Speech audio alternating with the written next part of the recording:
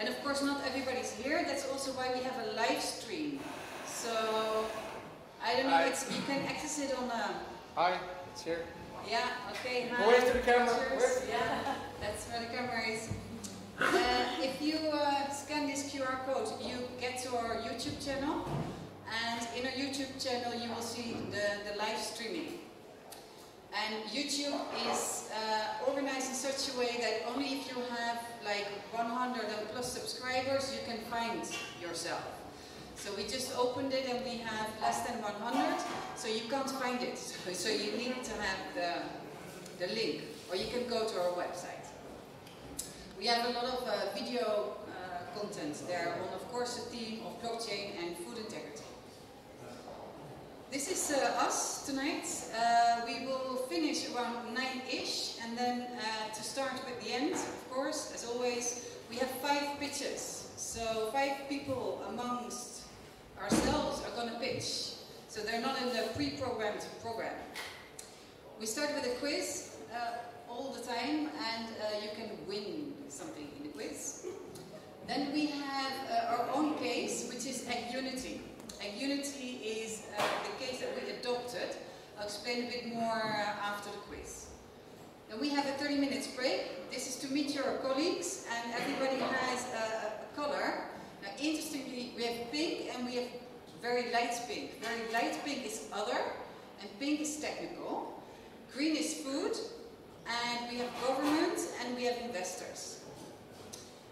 Then, when you meet your colleagues, something like that. We go and start with Binkabi. Binkabi is, I think, one of the very innovative applications, and I think very scalable applications that really address a key issue in food, in smallholder farming, in commodity trading. We have a panel of 5 people from banks, from food companies, from what is it else? Who else is there? A technical guy, Bart is there. And we're going to discuss what we think about Binkabi, so what it really brings new to the table. And then we have our pitches.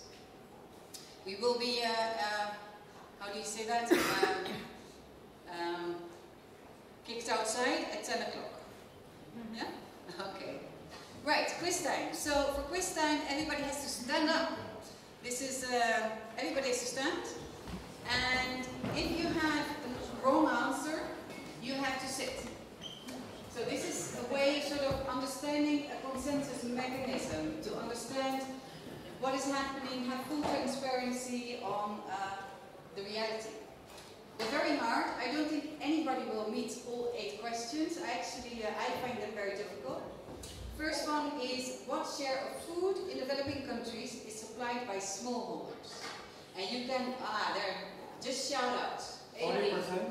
80%. Wow, fantastic. 90. 40. It's 80. It's 80. That's great. Okay, you're quick. Good. Now we're getting really difficult. What share of CO2 is caused by food waste? And this is really, it's lower than you think. You're very close. 15. It's 8. Yeah.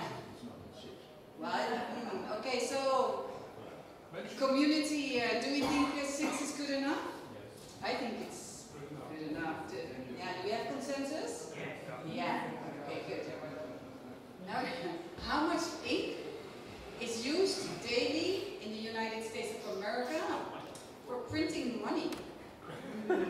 It's tons. Too much. Yeah. 20 is too high. 5. Less. 5. A bit more. 9. 8. 9. A bit more than 9.7 tons. And they said it's about 3 cars of weight. Interesting. If you're rolling, don't sit down. Yeah, exactly. Yeah. Ah, nice. So, okay, but then you can't win, right? Okay, so what's the name of the machine that puts coffee on the blockchain? This is an easy one. People, next. 3 seconds. I thought that was the easiest question. Oh, so who's still standing? I want hands up. There's 1, 2, 3, 4, 5, 6. Okay. What share of Dutch greenhouse production is exported? 95. You know your gun. Nice one. Good. Okay. Well, now we're getting. How many varieties of apples do we have in the world? 120? You underestimate in Mother Nature. 5,000? 5,000? More? 2,000. More? 10,000? Well, that's close. 7,500. Okay, anybody still standing? No? So, you were the last. Then, before we go to the final question, we have a very nice blockchain revolution book for you. I can't go further than this, because then it becomes very... You just won that. Yeah, because you were the last. Yes, you were the last one. It's a book on the blockchain revolution. So in a way, you know, those who, it's not only about blockchain, it's very much about food integrity, so you can learn more about blockchain. This is an interesting one. We have 2 more to go. What share of money is paper and coins? 10%. In the Netherlands? 4%. Globally. Oh, global. Oh, then it's 7. How much? Bit more. Less. Yeah, it's 8. Wow, man. Who was close to this? Who was very off this estimate? Who thought it would be like 50% or more? No, nobody. Okay, this is high, right? Yeah. Yeah. No, Let's but see. how come? Because in the Dutch retail market, it's about 40% is still paid in cash, in coins and paper. No. In the Dutch retail, yeah, No, but that's but only part of our economy. Yeah, okay, that's true, but Yeah. but it's still a huge difference. Yeah. But even your mortgage This is the last one. just... How many Bitcoin accounts It's not paid. do we have? Nee, ze vroeg Okay, hoeveel geld in who's totaal. into crypto? Yeah, okay. Yes. Okay, we've got about 5, 6, 7, 8, 10. Okay. What do we think? 20 million? That's less. 400 It's zoveel less bij? than half. Well, it's more than 8. It is hard to tell. It's very hard to tell. It's hard to count. Yeah, exactly. Yeah. 2? It's very hard. Yeah. Who owes cryptocurrencies here? Okay. Oh, that's more than half. Yeah. Yeah. Other cryptocurrencies are not included in this figure. All who? Other cryptocurrencies apart from Bitcoin are not included. No, this is only Bitcoin accounts. Yeah. Ah, all right. That explains it. That explains it. Yeah. Okay. All right. Well, anybody? I mean, we all know. I think most of us know that cryptos are currently in a low, and some people are getting very worried. Come again? Yeah. I mean, the lucky thing is that as long as we speak about food and supply chain, that doesn't affect us too much. The only thing how it does affect us is that people often affiliate blockchain with cryptocurrencies, with a new world that's very difficult to understand. And that's really why we have this meetup, because we feel, well, we are very convinced it's going to improve our supply chains in general, and very much food supply chain. So we need to sort of free our image of the crypto gossips, and I think the crypto attacks for that sense. Yeah. Then I'm looking for Chris. I don't know where Chris is. Yes. Hello. Here you are. Yeah.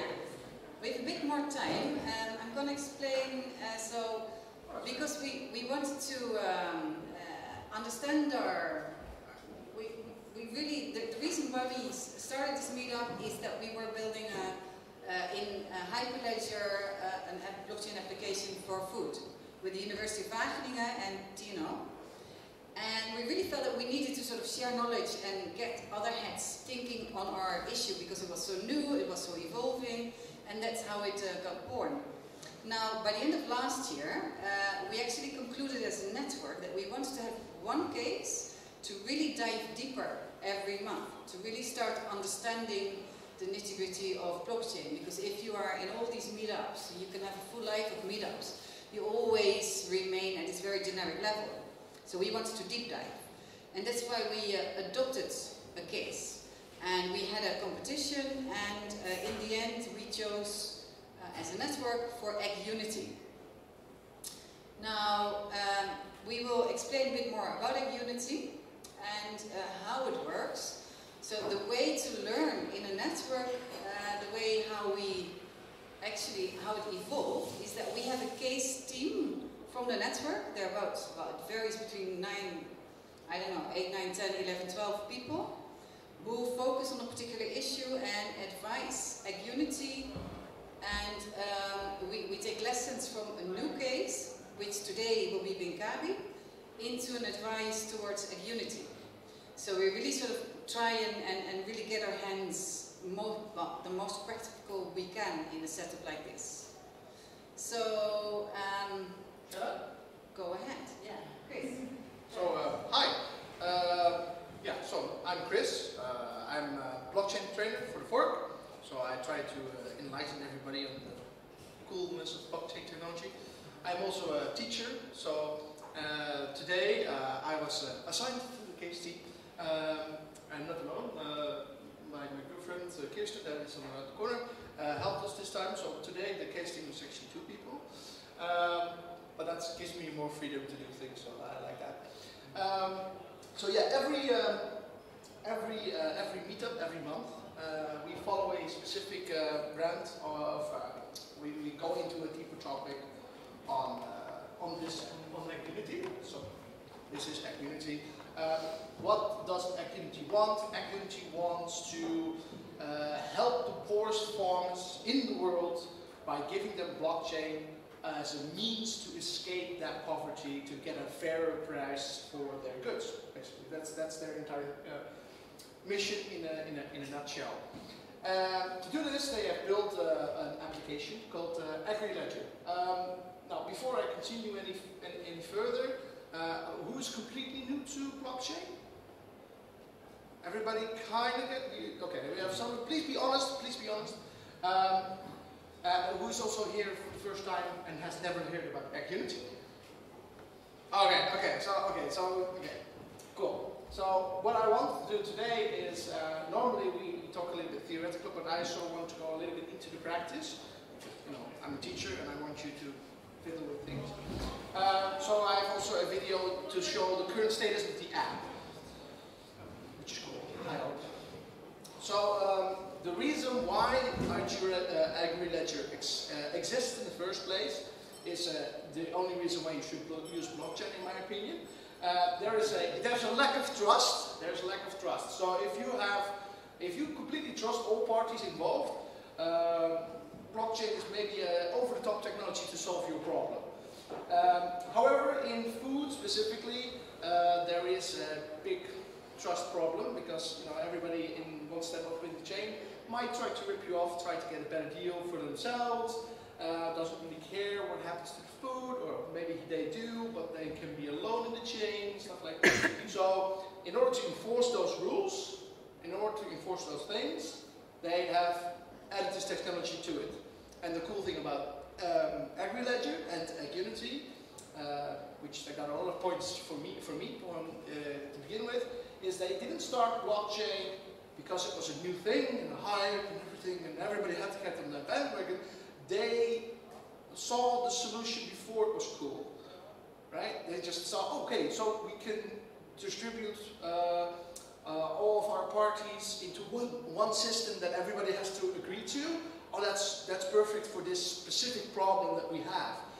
And so they didn't do it just to make money or something like that. They used it because they had this problem of this lack of trust, and they said, okay, let's go do that. So the cool thing is as well, and this is unfortunately why I can't bring you a live demo, is all the phones that they're using, so these farmers are using phones to put stuff on the blockchain, are routed, are only for them, basically. So they get phones. So in order to get them here, yeah, it's not possible. However, if you have a question, you can just... Yeah, can I just ask? No, please. I was wondering why do you not do sure that blockchain technology is robust enough to use for these kind of... I mean, I understand the reason why you want to use it. Is the technology robust enough? Well, the entire cool thing about this technology is that its foundations are almost impossible to destroy. The entire idea of a blockchain network, it invites attack. It wants you to assault it. It grows as you assault it. The cool thing about, say, for example, Bitcoin. You've heard of Bitcoin? Everybody? Right. When the Chinese government tried to take it down, which they did, they massively increased that machine. But then is that a theory, what you're saying? No, that's just practice. I mean, because it's distributed. Have you also in practice seen that this technology is indeed robust enough, you don't get into troubles that suddenly all kinds of assets are gone, like you heard sometimes for Bitcoins, but for this...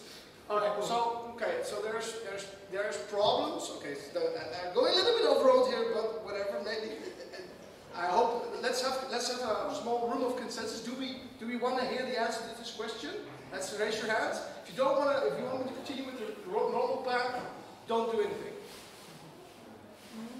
Nobody wants to hear the answer to this question. No, I'm saying, hey, consensus, right? That's the entire point of a blockchain network. Alright, so there's a difference between technology errors and user errors. So problems that you're talking about now, say for example, losing Bitcoin, losing your private key basically, that's a user error. You lost your key. Okay, the lockmaker can't help you there. They build an insanely good lock. You lose the key, yeah, okay, so it's a machine built so that even the lockmaker can't get in anymore. So if you lose your key, that's your The short answer is yes, and you will see AgUnity. Yeah, AgUnity solved this problem really cool. So, right, so, and yes, it's definitely, it's stable enough. So I want to show you, this is by the way not public, this is why I'm not allowed to put it into the machine, but a demo of how the application looks right now, as we speak.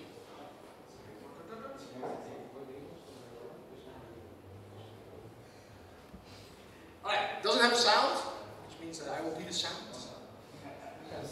In a world of bloodshed, there is the AgriLedger. Here we have a farmer, and this is like one step up in the distribution chain. They all have a password, and then they have these cool icons. Because they work with farmers, they have to make it super simple like. So they designed, very smartly, they designed all the icons to appeal to normal people. Unfortunately, the resolution is not that great. Maybe because I am stealing all the internet for the stream. Probably. No. Okay. So what you're looking at the moment is them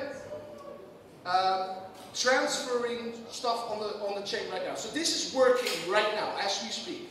It is independent of all the Ethereum network and stuff like that. It's just they have implemented it in Australia. So what you're looking at is video continues. There you go. So they take a picture of the crop, and this becomes a genesis block, so the first block in the chain.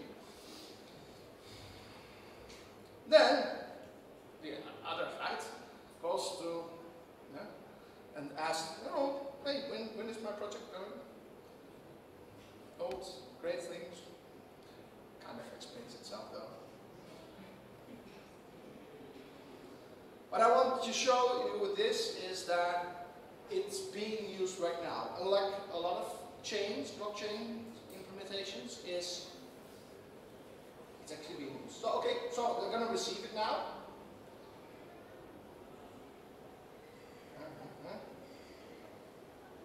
Faster. Yeah, Australian marketing, by the way.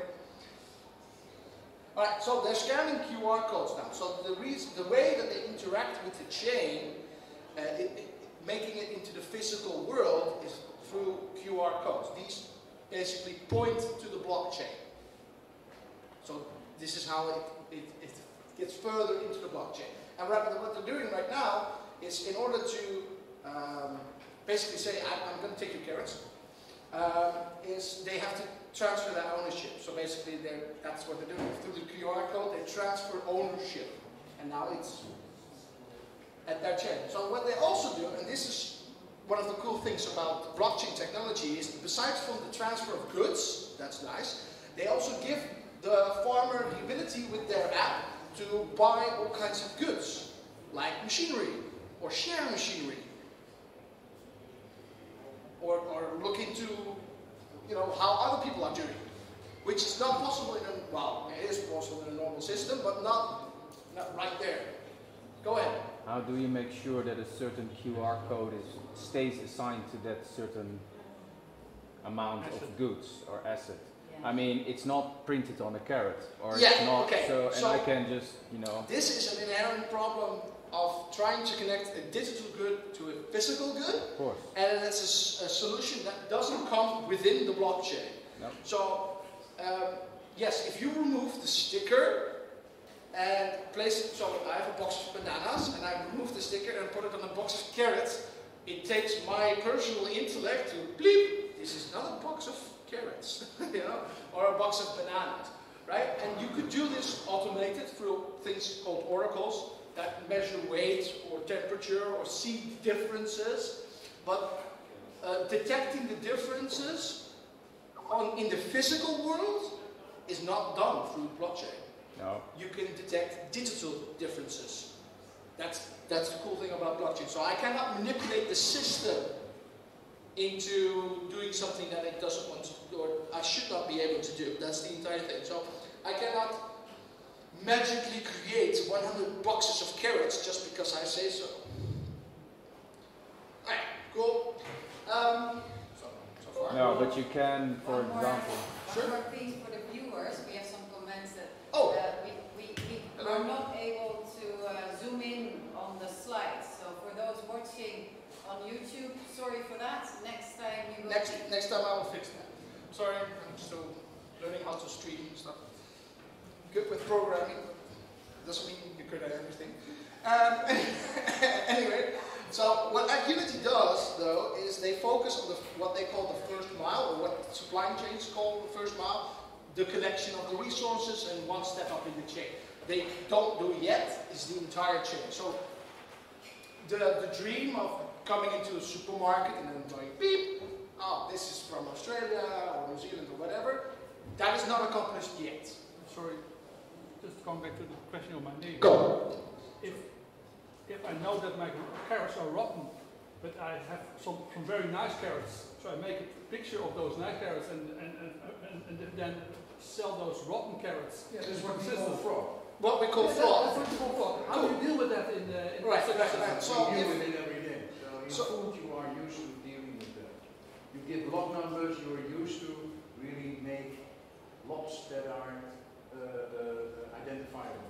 You give them a QR code as a lot number, for instance. And the integrity is part of your business. It's not solved by blockchain. That's not solved, but to add to your story, he's correct. To add to your story, though, is that when you add that picture to the blockchain, it's your name attached to that picture. It's your data that you enter. So I can go back to the point that that picture was added, and then ask, okay, what kind of data did you have there? Did you have temperature measurements there? At what point in the chain did they differentiate? I can go back and see for myself, check for myself. And because that picture that you add to that blockchain, if that is indeed fraud, I can trace that back to you. Instead of it being lost to the void or behind tons of papers, you know, or loopholes, whatever. No, you specifically added that. Yeah, you put it now black and white about fraud. but I can also imagine situations that you don't need to do a fraud, that just because of lack of knowledge, you just took the wrong picture of your carrots, and then you gave the wrong impression of your fruit. Yeah, that's also possible. And then you're not intentionally trying to fraud.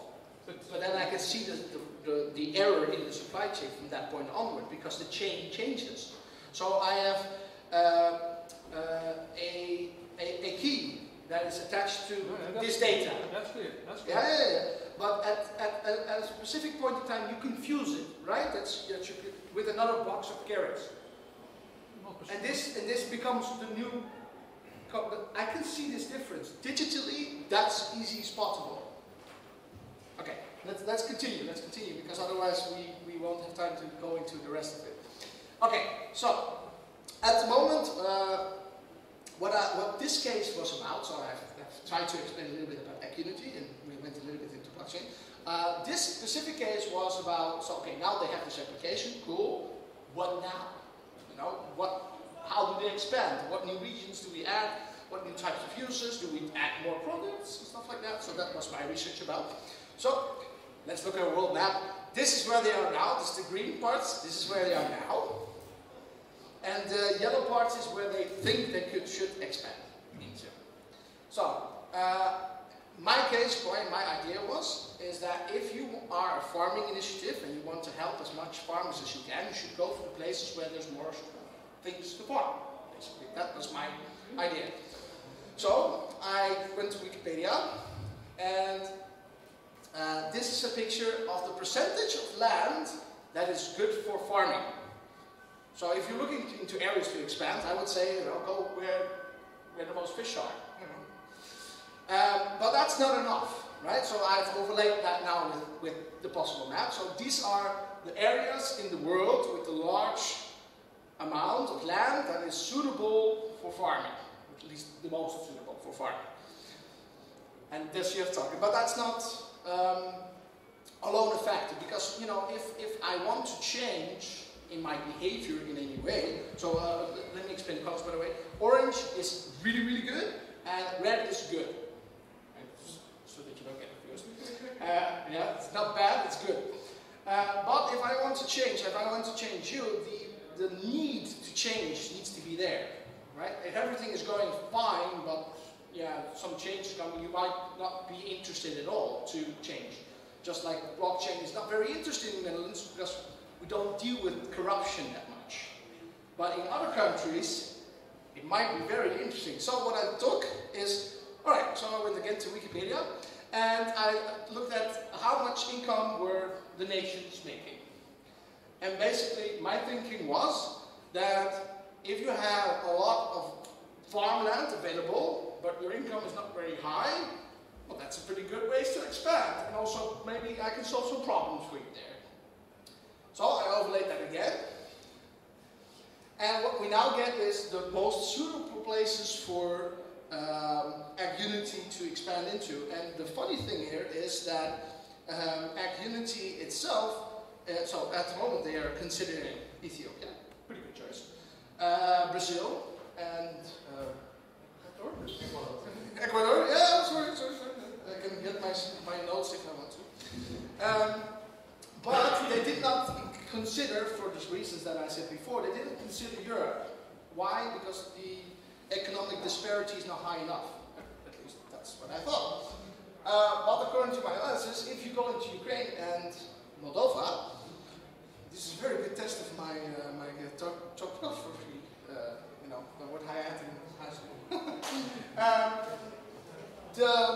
The abilities to expand there are still good. So the need could be high in Ukraine to use blockchain to make sure that there is no corruption, that there is, or at least less corruption, because as Mr. Case, sorry, your handwriting. Case correctly pointed out, there are always arrays around the system. The idea is not to make the perfect system ever, because there is no such thing as perfection, but the idea is to make it a lot better than it was before. And I always take the OV passes from the central station, right? The gates. It's not perfect, you could jump over them. But it's a hassle. It's difficult. and therefore more people buy into the system. Same thing with blockchain. It gives me incentives to do the right thing. It capitalizes on itself. So, to conclude, instead of trying to expand into Brazil and Ecuador, I would say go for Vietnam, go for Thailand, go for India, go for Pakistan. Malawi is also a good choice. Ivory Coast, Rwanda are also very good choices to expand. And if you're considering Brazil, then also Europe, Croatia and Bosnia is also a very good idea. These songs, of course, war songs, so maybe not the correct idea.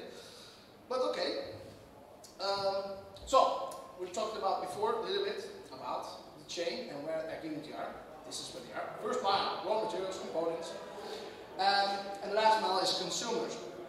And the question now is should they go deeper down to the supply chain? Should they finish the supply chain? Or should they stay in the first mile, basically expand? And after conducting research into what the company really wants, the company wants to be the industry's factory standard for food and for adding things to the blockchain. If that is true, they should remain where they are right now and expand as many things as possible. They should become as we call in corporate strategy, a product leader, or instead of customer efficient, operational efficiency, you have product leadership. Product leadership. AKA, they should become the de facto standard for adding things to the blockchain, which is a high need, because as Mr. Case correctly pointed out, well, you know, how do we know if it's really carrots or not? Thinking about that, going into new, so at the moment they were thinking already about fashion. So what they're doing right now is they're also expanding into New Zealand and with sheep. So they're collecting wool from the sheep and putting that on the blockchain. So eventually they will get clothes out of that. And fishing in Hong Kong.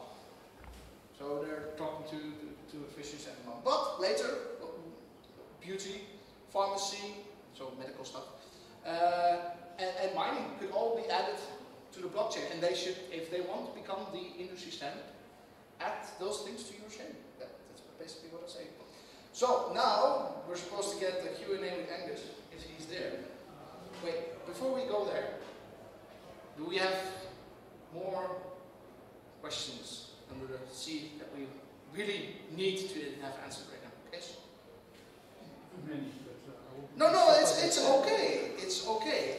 I am here to enlighten you. And if asking questions is the way for you to learn, please do.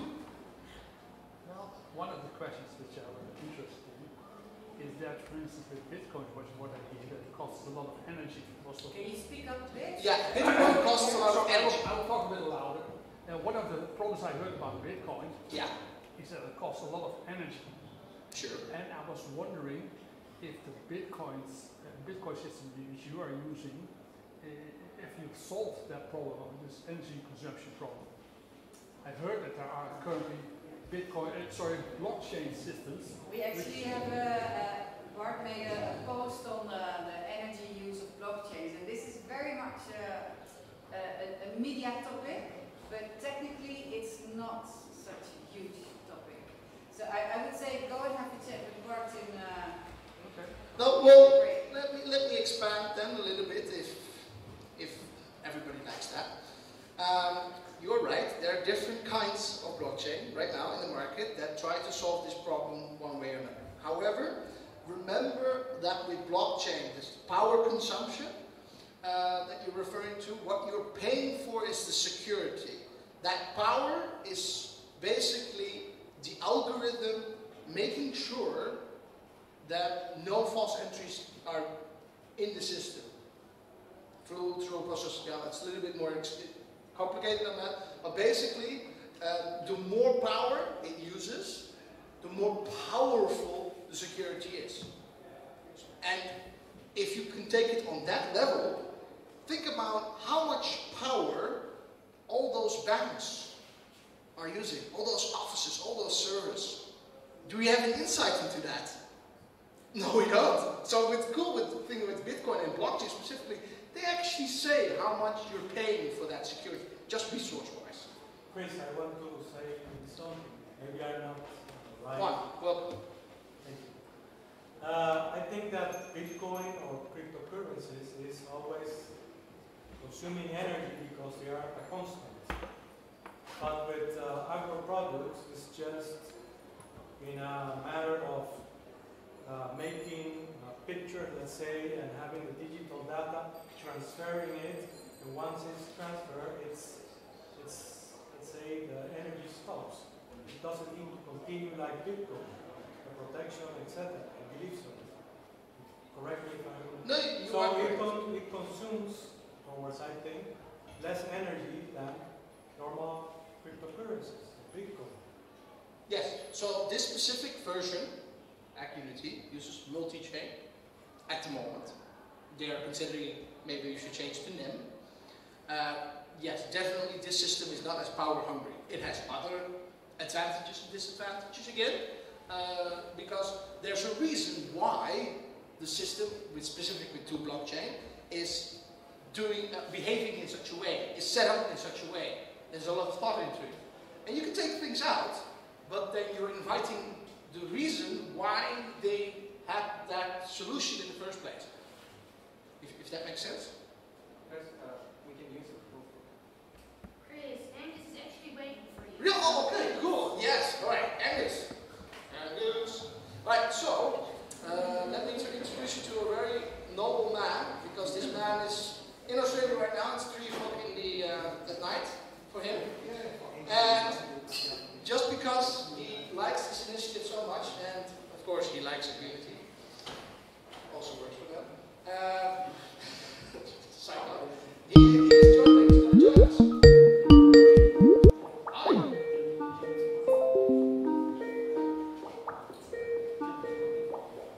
Wake up.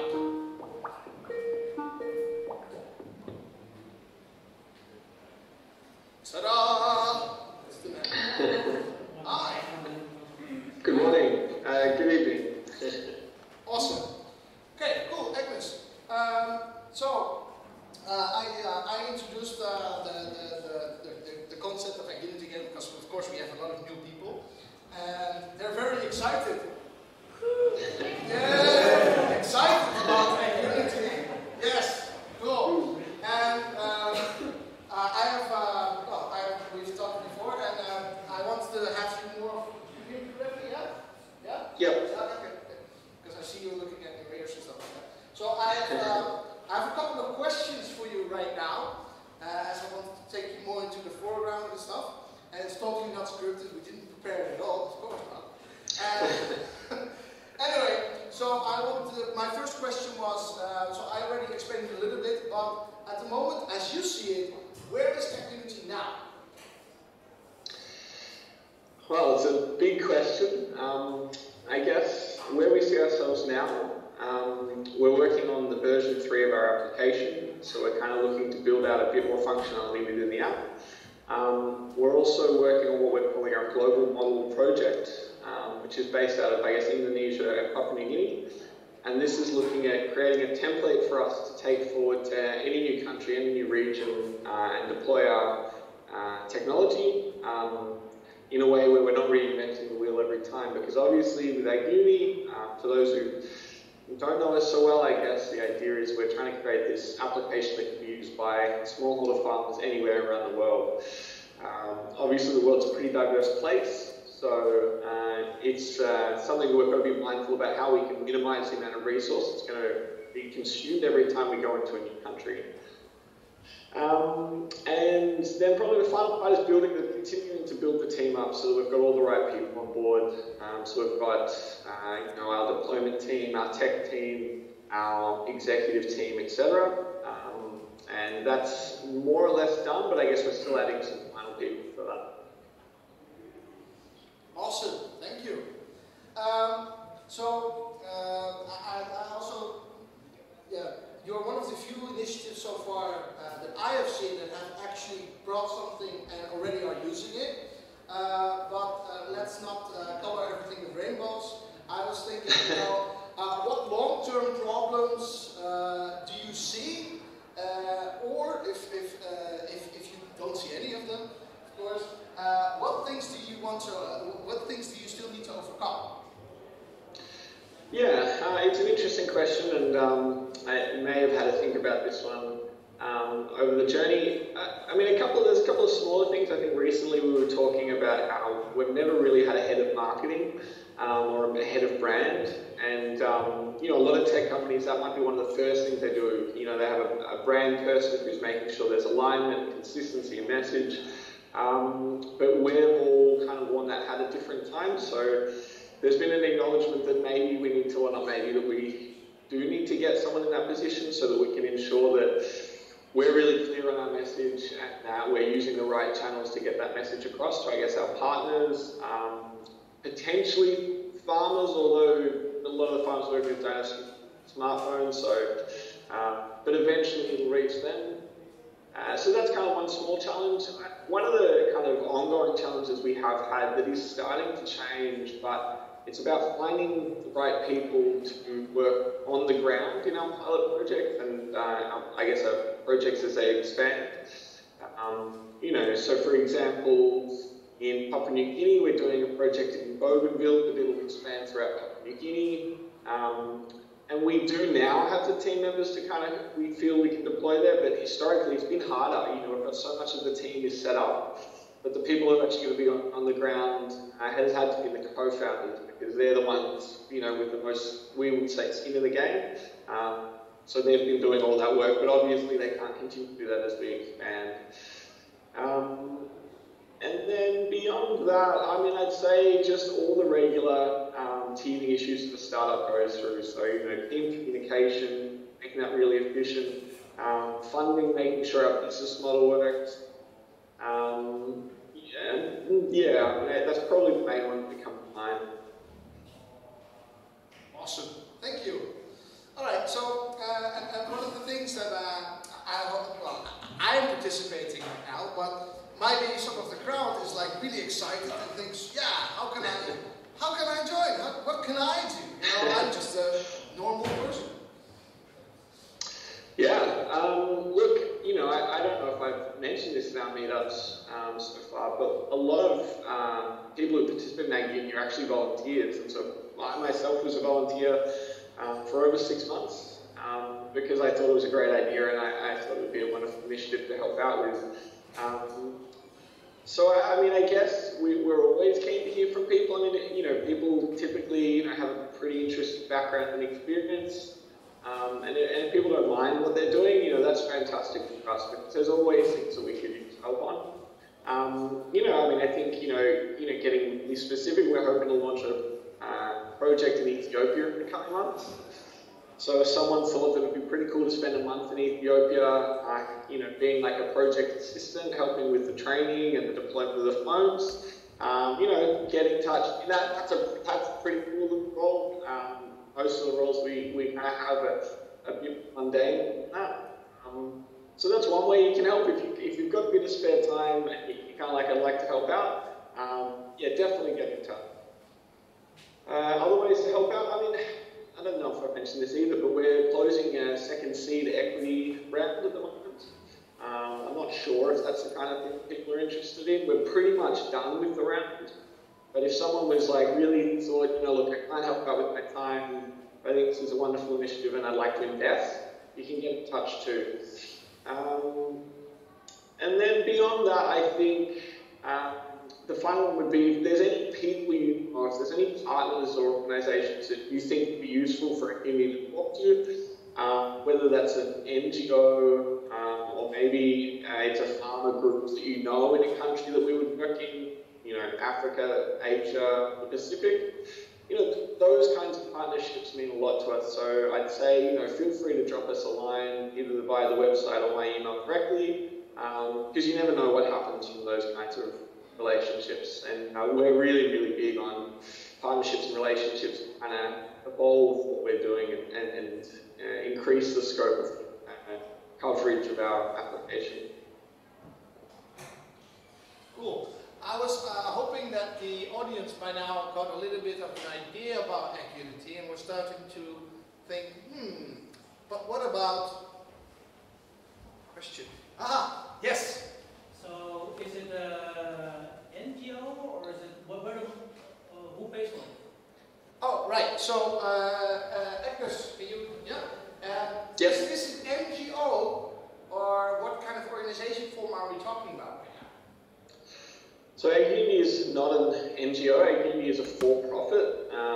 I guess we made a conscious decision that in order to scale and reach the people we want to reach, a for-profit setup was probably the best way to do that.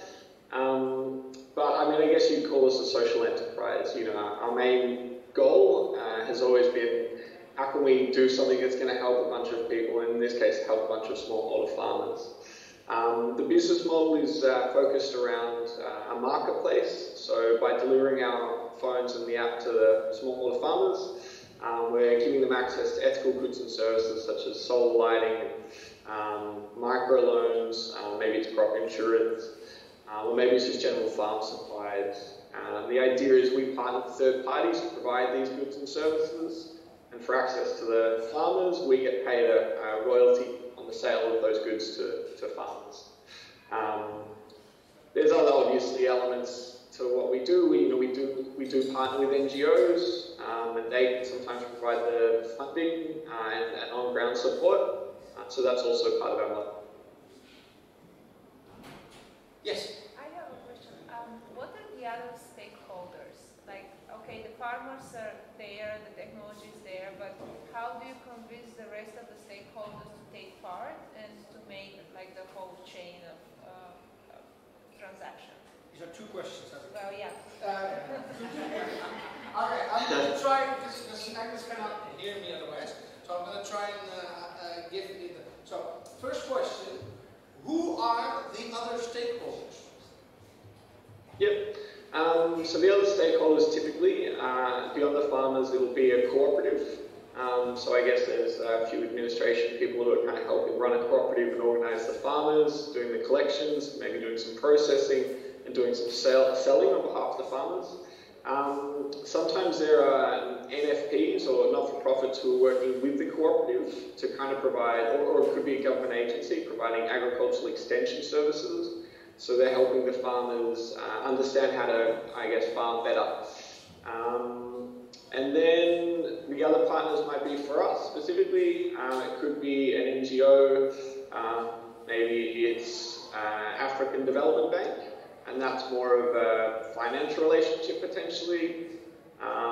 And then there are also the marketplace partners, so someone who is, hoping to, maybe it's a solar lighting partner who wants to get solar lighting kits out to farmers, but they don't have access to those farmers. Okay, thank you for that. Was that a good answer to your first question? Okay. So second question, with those stakeholders, how do you get them to agree and continue to, move along the chain and do what you want them to do? Yeah, that's a fair question. I mean, it's interesting. The more that I get to travel to different countries, the more that I get to talk with different stakeholders about what we're trying to do, the more it becomes very obvious for me that there's not just a need for kind of our solution, but there's actually a growing demand for our solution. I was in Ethiopia 2 weeks ago and I was having a conversation with a very, very large German development agency, and I explained our solution and our technology, and then they explained they were working with 70,000 farmers. They're trying to set up cooperatives for these farmers. Of the 19 cooperatives they've set up, 3 have already failed due to corruption and they've had to reboot them. And they're very worried that this is going to continue to happen. And so, I heard that and I was kind of like, that's exactly what our solution is trying to tackle. We're really trying to increase the robustness of cooperatives. We're trying to prevent corruption and graft. But really the big thing is ensure sustainability for these kind of farming cooperatives so that the farmers get ongoing benefits from that. I guess the other point is that we're not the first, we're definitely not the first people to come in trying to help out smallholder farmers. There are a lot of other people trying to do it, major NGOs, and then small not-for-profits working directly with the farmers. So when we explain our technology, typically they're really excited to see a solution that's going to kind of help them overcome the challenges they're facing on a daily basis. So there's a lot of support for what we're doing, and that makes our lives a lot easier, because it means we're not trying to go, you really should try this, it's really going to work. It's kind of like we can explain it, people understand the challenges, and they go, that's wonderful, let's do it. Another question, Sophie? So, did you experience anything like corrupt governments or rules and regulations within a country, which is different in this case Australia? Alright, so those are again 2 questions, I believe. So first question, did you encounter governments or organizations that were corrupt? And how did you yes, we have encountered organizations that are corrupt. I mean, I guess, well, kind of yes, but not directly. So, government-wise, we haven't encountered any. I mean, I laugh because I say that to suggest that perhaps we will never encounter some kind of corruption within a government that we, engage with, I think would be very naive. I suspect it will happen eventually. We did in Myanmar, we were planning a big project, and we were working through the government there with the Ministry of Agriculture. And there was no corruption or anything like that. They were fantastic. And they were going to allocate a lot of resources to us, but what we learned, the kind of learning, I guess, with working with the government is it was incredibly slow. And basically, we were getting no progress at all without having someone in the country. So sometimes we do get wary of, like, if we go to the government first and say, hey, we want to do this project in the country, can we get your support? Because sometimes governments are actually really, really slow and unresponsive. And a lot of the time it can be the case if you do a project and you go to them and say, hey, we've done this project, we've got these great results, now will you support it? From a corruption perspective, in Indonesia where we're working with a cooperative that the previous administration were corrupt. And basically they were supporting their activities by taking extra money from the farmers. So we never actually met them. We've met the following administration who have come in, and it's been interesting to talk with that administration about the impact of that corruption, because basically all the farmers weren't making any money. But in the flip side, now that they've got this kind of, I guess, leadership group that are running the cooperative, who kind of aren't involved in any of those activities, the cooperative's actually struggling to make enough money to support itself.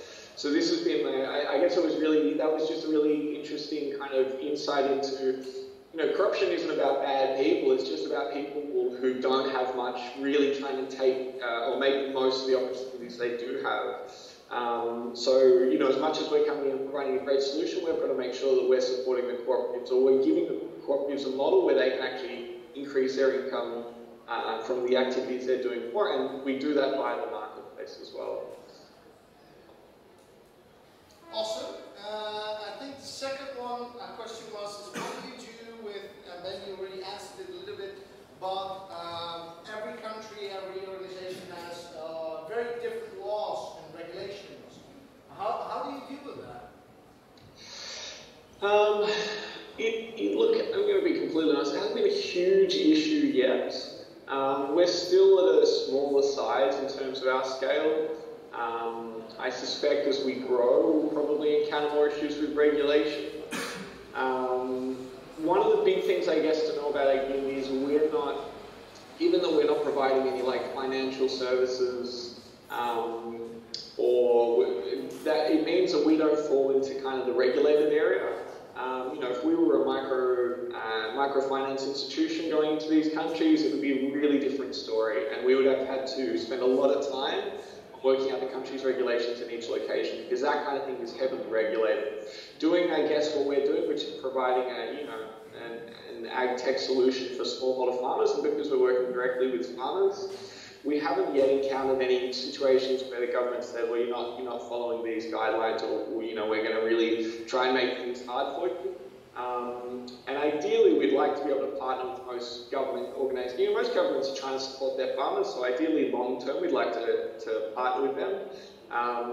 I think probably where I can see immediate issues in terms of regulation will be in terms of either importing tech devices into countries, so say if we're importing our smartphones into the country, potential issues there. How we overcome that? I mean, it's a local-based issue, so perhaps it's we source locally instead of importing.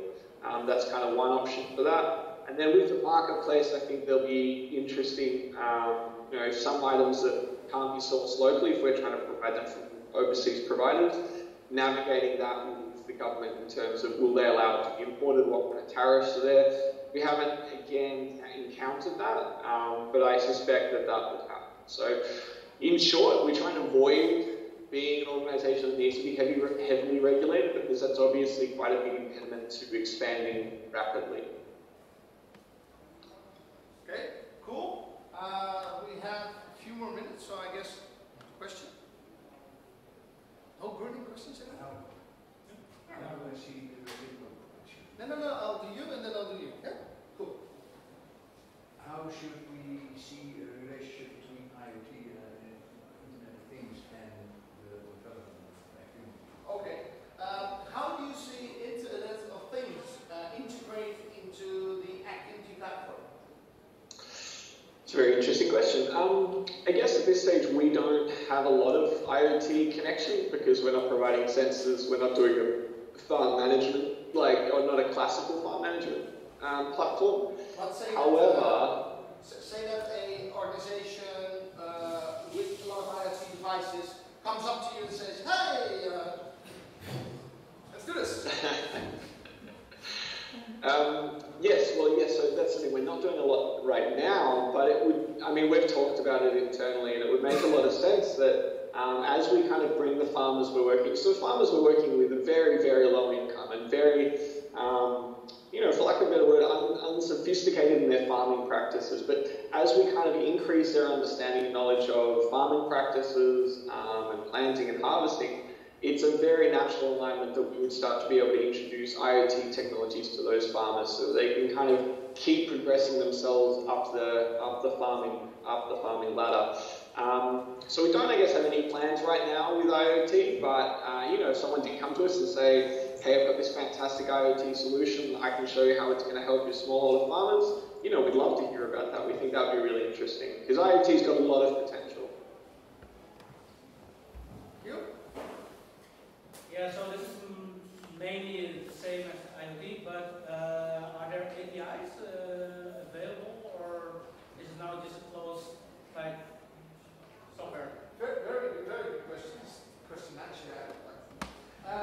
Are there APIs available that we can play with? That is a very good question. I'm actually very pleased you've asked that. So the very short answer is not just yet, but there will be. So I think for some context around our technology, we're going through a big 3 development of the application. And part of this development is to build in, I guess, the functionality so that people can use very simple APIs, interact with our app. So if people want to build, I mean, we've done this more with a training, I guess, idea in mind, so that if a university or a government wants to do you know, crop-specific training for farmers, so say it's cacao or coffee, they can build a little training module, and then that can very easily communicate to our application, so that effectively the farmers are in our app, they select the training module, and then up pops this thing that's been written by a third party. It's for the farmer, and so I'm really excited by this because I think it means that all of a sudden we can kind of really break out and start connecting with a lot of extra people. We don't have it just yet, but I mean, the idea is that in the next 3 months we'll have this completed. Cool. Okay, I'm personally looking very forward to that. Okay, I think we're on time. However, if people have more questions,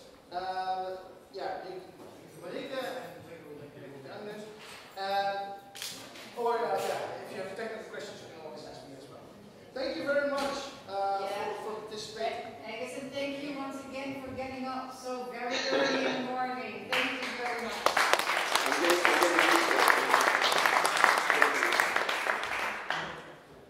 Then it's half an hour break. For the viewers back home, we will have 2 interviews. If you want to join the interview on the background, you're free, but we hope you can speak to your next 2 seats. neighbor and see if you can exchange some interesting stuff. So half an hour break, drinks are up there, food is still on the table, and we call you back in half an hour. Angus wants to build more, thank you. See you soon next month. Thanks, Bauke. Bye.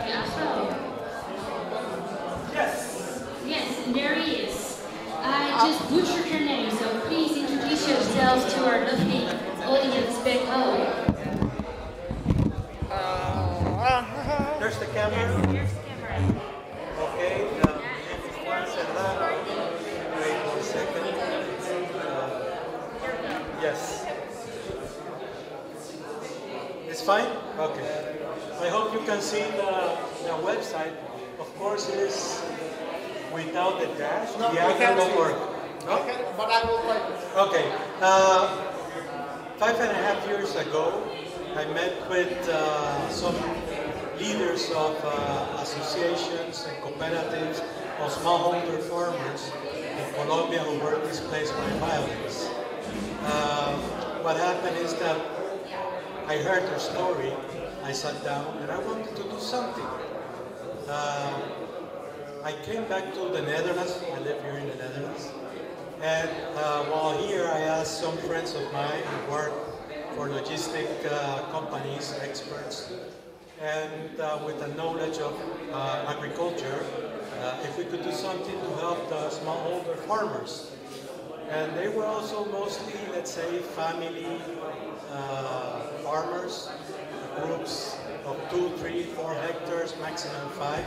And what happened is that when I came back, I request my friends to give me step-ups to see if we can assist them. So we decided to make a sort of idea, and we consulted with Wageningen University, and we came out with a solution to make a blueprint in Colombia, in the northern part of Colombia, to help these smallholders to bring their products to the market. So together, after talking with the government officials, the Dutch ones, they decided to support us, and we did a blueprint for them. At the beginning, there were just 2 associations. Sorry, each association was of 300 members, and suddenly I had like 40. Because you were talking about the blueprint in northern Colombia, but I think people might not really know what you mean by blueprint. So can you explain to our viewers what you mean? Oh, yeah, thank you. A blueprint is like a strategy, a vision, so they can reach not only the smallholders, but also integrate them with other middle and big producers to bring their products into the market, and then also with the help of the government, local governments. And it was really interesting because the reaction of local governments was to provide also a space for the produce from these smallholder farmers. But we presented blueprint or vision, and actually the politicians were the only ones still doubting to just develop it. So private sector, smallholder, big, middle, logistic companies, everybody was enthusiastic.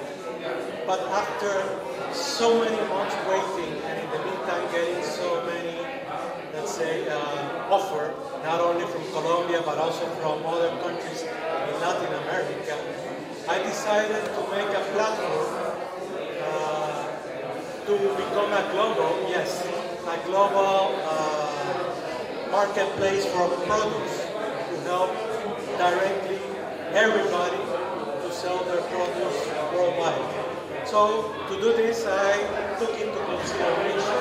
I hope you can have the website.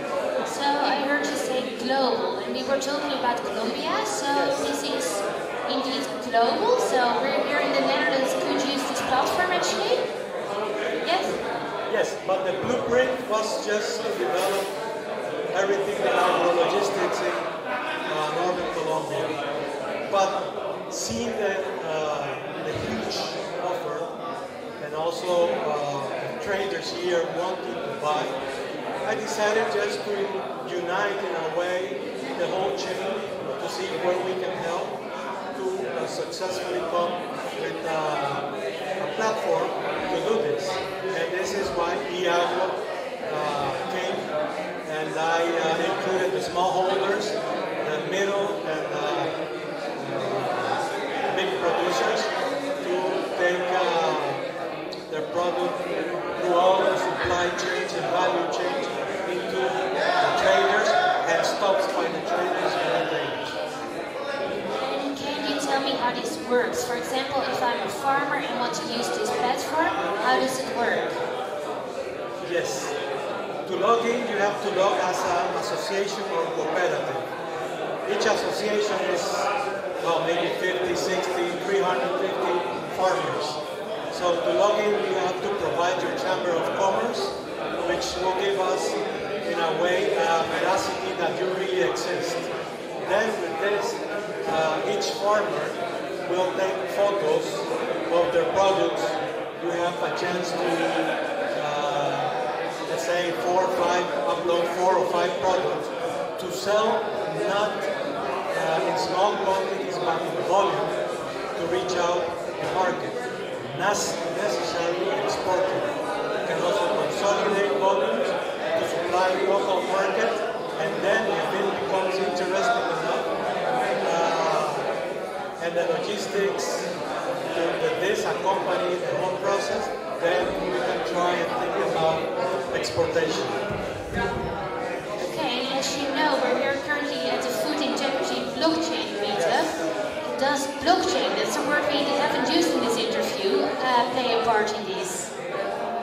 Well, I came here to learn about blockchain, actually food blockchain, and I'm very surprised with all the presentations I have heard until the moment, and which have given me, let's say, ideas of how to use all these technologies into a platform where they can adapt their technology, because this whole website is going to be a non-profit organization, and as such, by being non-profit means that first, commissions, let's say, or the money I will earn from these transactions will not go to shareholders, it will remain in the organization. So it will be invested into the goals of the organization, let's say helping small farmers or helping logistics, etc. And second, which is really important, is that as a non-profit organization, every transaction is seen as a donation in which I can issue a certificate for tax purposes for the traders, for example. And farmers in general will not be charged. Who will be paid are the traders who will be willing to buy all these products for a small commission. Talk in that direction. Oh.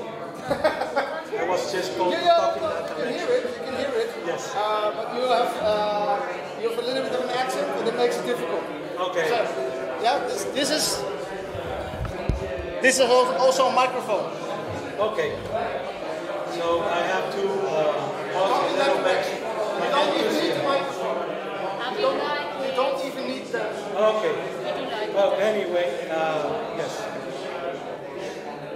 The whole idea was made to facilitate agro trade, and the benefit will be seen in general for us, the consumers. So we will be receiving better products, we will be seeing cheaper products maybe, and the best thing is that we can trace with now blockchain and all the elements I've seen now, we can trace this product through all the chain, and we can follow the different processes. Another thing is that the platform offers services like precision agriculture. It also offers Uber for smallholder farmers, which, of course, these smallholder farmers need a truck only when they harvest or when they plow their land. So they will need it once or twice. So they can use it in a community. The same with the logistics, warehousing, cold chain, etc. Plus, it will be interesting to provide a trade toolbox. Not only if they want to keep it local, but also exportation. Why? Because then you put the origin of the country to destination country, and then you see the tax and the restrictions around each country. Plus, I have another area where I will have developed logistics, air, sea, train, land, cost, within all the supply chain. I think you said earlier that you started 5 years ago, right? 5.5. Yes, 5.5 years ago. So you're also talking a bit, I think, about future plans. So how far along are you currently with the platform? What's the current status? At this stage, the platform or the name has been reserved. I already have a name. I already inscribed the name at the Chamber of Commerce. I started a Kickstarter campaign 2 weeks ago to see a perception. I've got a lot of answers, but no backups, because I put a lot of information. I think I'm very enthusiastic about the idea of helping others, and I hope this will change very soon. I got 2 days ago a call from a university in the United States saying that they want to be part of the project, and I'm also very happy about it. Yeah, that's great. It's very good news. Yeah, no, let's keep it a secret. Just follow Agro and then you'll find out. I think our time is actually almost up, so I'm going to ask you if there's anything important you want to share with your viewers, maybe a call to action, maybe they can contribute in some way or help or become part of the platform or Agro. So please enlighten us. Well, I first want to thank the opportunity you have given me to share it with all of you. As I say, I will be a non-profit organization. All the resources, transactions of donations will be directly invested into the same goals of the organization. If you believe that you have a sense of, let's say, small or large quality of giving, capacity, actually, please get involved. At this stage, I need support. I need all sorts of help. Please visit Kickstarter. And what is more interesting is that this initiative will create a positive based, let's say, input solution to a sustainable agricultural system. Thank you.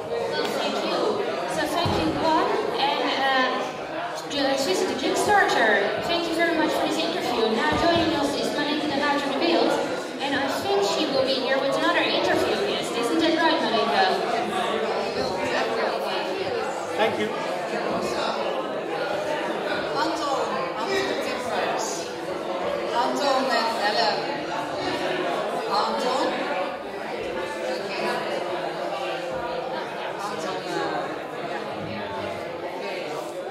So we have Anton Timpers here. FMO. We're going to follow into that camera. You're here. Yes, you're here.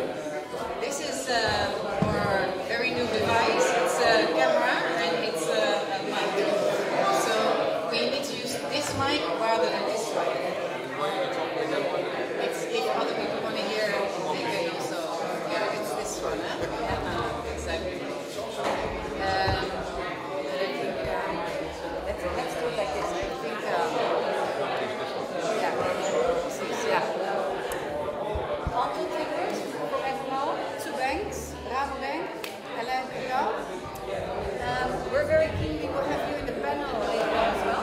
We're very keen to learn what does FMO do as a bank, and what is the relation to blockchain. Same as for Rabo. We are a development bank, and we invest debt and equity in private companies in emerging markets. I do see we have more interested people, so we are going to use the mic. So we only invest in private companies, and we have a couple of themes which we deem important. So we invest in renewable equity, renewable energy, we invest in financial institutions, and we invest in agribusiness. That's 3 things. That's 3 things. So my speciality, or the department where I work, is agribusiness. So and again, within agribusiness, we focus on rural development, really kind of smallholder farmers or in general farmers, and their inclusion into the value chain. The second theme is green, so we invest in let's say more green kind of technologies to process food, and thirdly, we invest in the production of food. So why is blockchain important for us? I think it's more on the kind of to reach all the farmers. That last mile is extremely expensive and difficult kind of to cover. And I think we need smart technologies to basically reduce the cost of basically reaching out to the base of the pyramid, to the rural poor. Yes, sure. And to what extent is FMO currently looking at blockchain? Not saying yeah, so I think we are looking more within the financial institutions department to blockchain. So we know that some of the fintech providers use this, and this is very relevant to kind of modernize or change the banking landscape. In agribusiness, you see it less, so that's why I was thinking that Binkabi has kind of a solution for agricultural trade as well. So I'm also keen to kind of learn more. And see what's out there. Yeah, exactly. Okay, thank you. And then we have another agricultural bank, the agricultural bank of the Netherlands. There's we have a family here, right? Yes, the Dutch family agricultural banking. So what about Rabobank? What is happening with the Rabobank? It's limited. Okay, I hope you. Yeah, my name is Alain and I work in Rabobank. I'm responsible for sustainability and integrating sustainability in the business we do with clients. Yes, for sure, Rabobank worldwide is only focusing on food and agri. But in the Netherlands, we do all kinds of industries. So we're a general bank in the Netherlands, internationally we're focusing on food and agri. In developing countries, we're working together with the likes of FMO. We talk the same language. Joint investments, right? Yeah, well, on the African continent we did. But in developing countries, we're looking for development banks to work together on investing long term, short term on making sure that from farm to fork things are moving in the right direction. And I think for Rabobank especially, sustainability is not something something new. It's something which is part of DNA. Well, yeah, it's DNA. We're cooperative, so it's also in a sense it's also the way you work. And in that sense, looking at blockchain, for us today, we're looking at blockchain, of course, from a fintech point of view, because the industry is changing. We're a bank, so the industry is changing. We're really interested in what blockchain can mean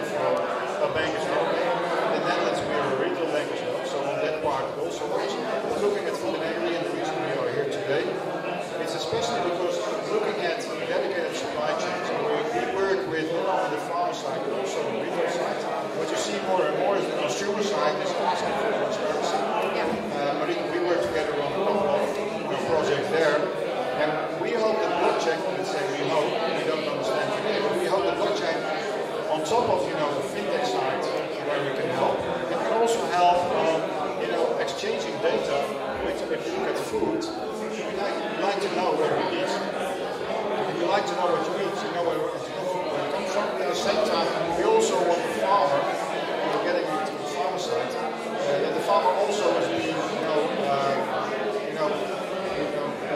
adhere to what the developer produces, and that you get a shorter supply chain. And a shorter supply chain means dedicated supply chain. In that sense, we hope we're working on a couple of projects where the dedicated supply chain is involved in blockchain, where we can add both the financial point of view, but also the traceability point of view. Yeah, exactly. I think traceability is one part, but I actually what we've been seeing in applications, it's really efficiency, operational efficiency that blockchain can bring in, not only blockchain in combination with other technologies. And another question maybe, I know that there's an interest in microfinance, and I know many farmers need finance, as many businesses do. What do you see, do you see any link here? Do you see, I'm not sure if you're sufficiently informed about what blockchain can do, but you can, of course, you can make a much more efficient microfinancing product with a blockchain layer inline. Is that on the agenda? Do you see that emerging? Is that something that you can see coming? You see what I was mentioning, you see many companies actually investing in this. Because especially companies that originate commodities from farmers, you need to kind of certify that these commodities are coming from a certain group of farmers or a certain family that they comply with policy requirements, etc. So that's where you see a lot of digitization, and that could be blockchain, but not necessarily blockchain. Digitization can be on different platforms. But I think also in terms of access to finance, as soon as a farmer starts to become part of a more formalized system, whether it's blockchain or another one, and he has a track record, or she has a track record, or he or she has kind of title to goods which are stored somewhere, and suddenly they have kind of marketable assets that they can either sell or they can pledge in return for getting loans and financing.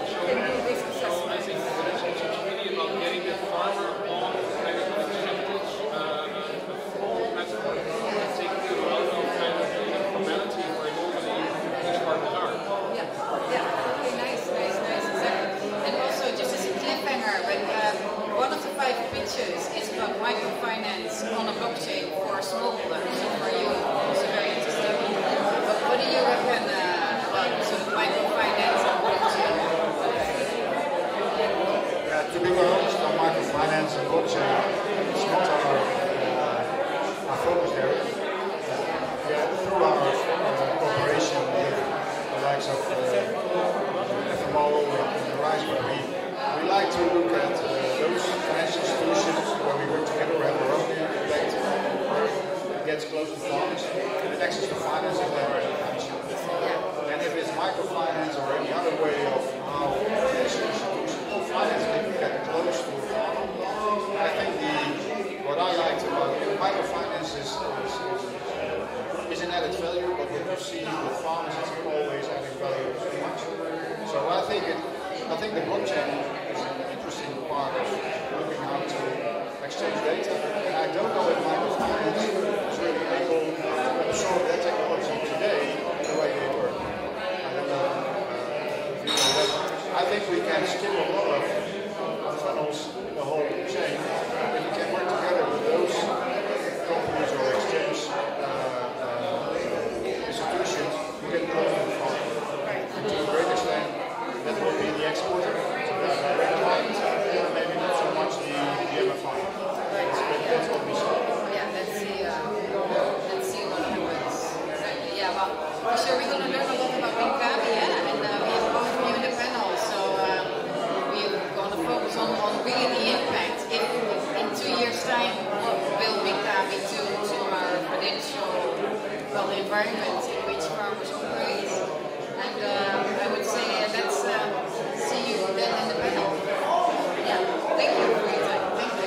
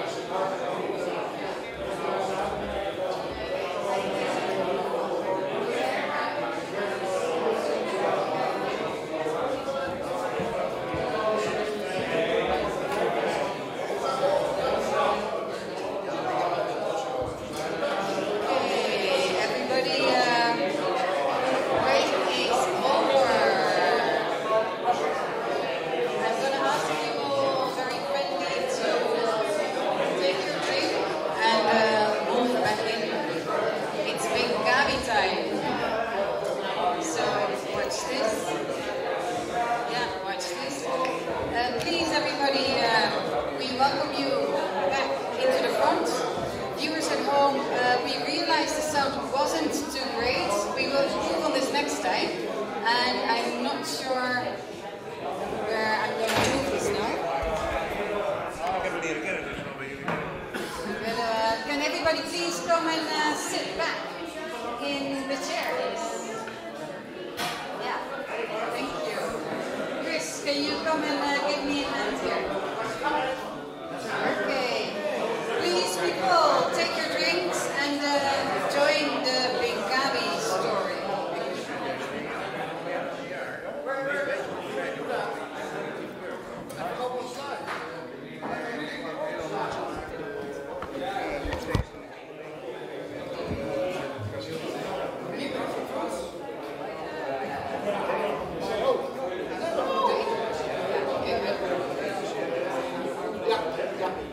Okay, so please, we're going to listen to Binkabi. Just before that, for the case team, so those who look at AgUnity and sort of distill the lessons from Binkabi and take those to AgUnity, both working with farmers, we need volunteers. So people who think, well, I'm actually keen to learn more, to sort of deal with a lot of questions I have and get them applied into practice, please send us an email at hi@thefork.online. We need extra hands. Without further ado, all the way from London and Nigeria and many countries, please, Manrui, welcome. Thank you so much. Thank you very much. It's not very long. Oh, yeah.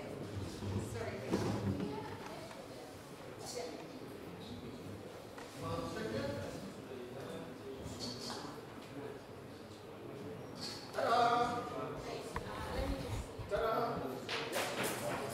So, hi everyone.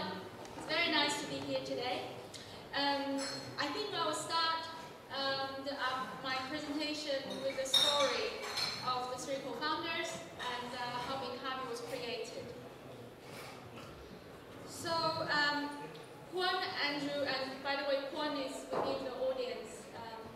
Yeah, it's over there. Quan, Andrew, and I met in PwC London back in 2008.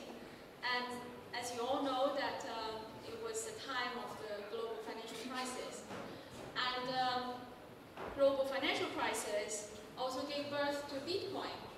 So when the first Genesis block was created in early 2009, that was the time that three of us worked together on the aftermath of the spillover effect of the financial crisis into the emerging markets. So, like many emerging markets are commodity-based economies. The performance of the economy is highly dependent on the commodity cycles. So leading up to the financial crisis, the market was awash. In Nigeria, the market was awash with liquidity, which led to the over-financialization and bubbles in the stock market. So when the commodity price fell, everyone was panicking, everyone was trying to sell, and that led to the financial crisis in Nigeria, which 8 out of 32 banks had to be bailed out. So we were working for Nigerian, Central Bank of Nigeria at the time to restructure the financial system. So after that episode, we didn't quite work on blockchain. We moved on to different things. Andrew and I chose to continue to be the corporate route.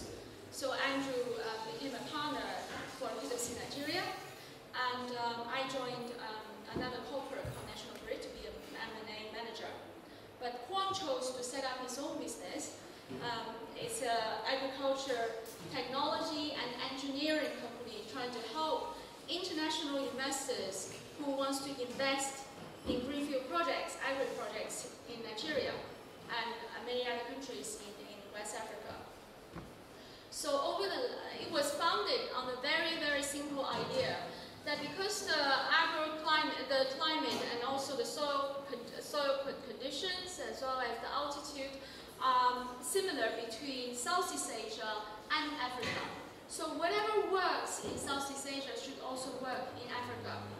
So over the last 7 years, we actually worked on over 100,000 hectares of land and many, many household names of more than 30 projects and over 12 countries in West Africa and Southeast Asia. So during the process, Quan then experienced another commodity price shock. That was in 2015, where oil price fell below $50, and Nigeria, who is only depending on earning US dollars, depending on the exporting oil, crude oil, they found themselves simply don't have money, don't have US dollars in order to do import and export. And Nigeria is a massive country with 180 million people, and people get hungry, and that led to a recession of Nigeria at the time. And because over 50% of the rice and many other agricultural products were imported at the time. Also, throughout the work that we did within West Africa, what we realized that it's not only about producing more, because if you look at the farmers, wherever they are in emerging market, regardless whether in Nigeria where farmers don't produce enough, or if they're in Southeast Asia like Thailand and Vietnam, where they produce a lot, but they are always very, very poor. I'm just taking coffee as an example. We're all relying on coffee, I am. The world drinks like 3 billion cups of coffee a day, and it's a $200 billion industry. But iconically, coffee is actually principally produced all in developing countries, but it's actually consumed by the developed countries. And for a cup of coffee costing €4 in Starbucks that we get every day, less than 10% goes to producing countries, and less than 5% that actually goes to farmers. And why that is the case? We have summarized the 3 issues in the agriculture supply chain that have contributed to this situation. The first one is frictions. So trades between emerging markets have nothing to do with the US. However, it's all being priced and settled in US dollars. Therefore, every trade between 2 emerging markets, you're talking about 2 conversions of US dollars. And here the market is not as developed as over here. Therefore, the conversion rate is high, and the hidden bank charges, you're talking about up to 50% of the trade value just lost through that. And then because of lack of trust between the developing market that are far away from each other, there are various layers of middlemen. There are some good middlemen who adds value, but in reality, there are a lot of non-value-adding middlemen that take a handsome cut of the trade value as well. In terms of funding, it is incredibly difficult for farmers to get any funding in emerging markets. If farmers in Netherlands get 5 to 6%, even people can get funding in emerging markets like Africa is over 20-25% in terms of interest rate. And that actually have huge consequences. That therefore farmers will have to sell at harvest immediately. And at harvest, as we all know, everyone is trying to sell. And what happens when everyone is trying to sell, supply and demand tell us that the price gets depressed unless there's a bad harvest, which is you don't have much to sell in the first place. And all these make it very unfair for the farmers because they are the ones who bear the risk of commodity price up and down. For example, we never pay less than €4 in Starbucks. I never paid less than €4 in Starbucks over the last 10 years. But the commodity price of coffee actually going like this over the last few years. So Binkabi is set out to solve these issues. And we are a platform for issuing and trading commodities on the blockchain. So it was born really out of the diverse experience that the founding team have, the technology that solves the trust issue, and also the real market know-how.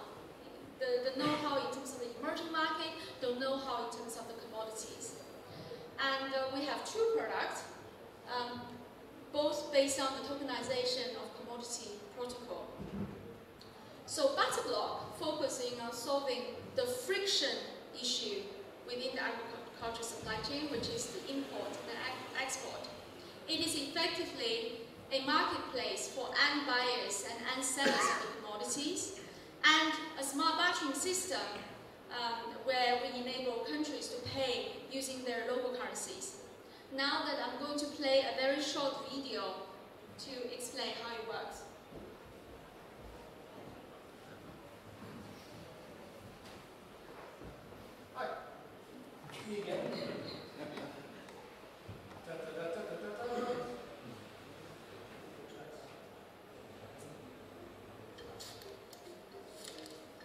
In developing countries, food is produced by millions of farmers, but only a handful of large companies export and profit from it.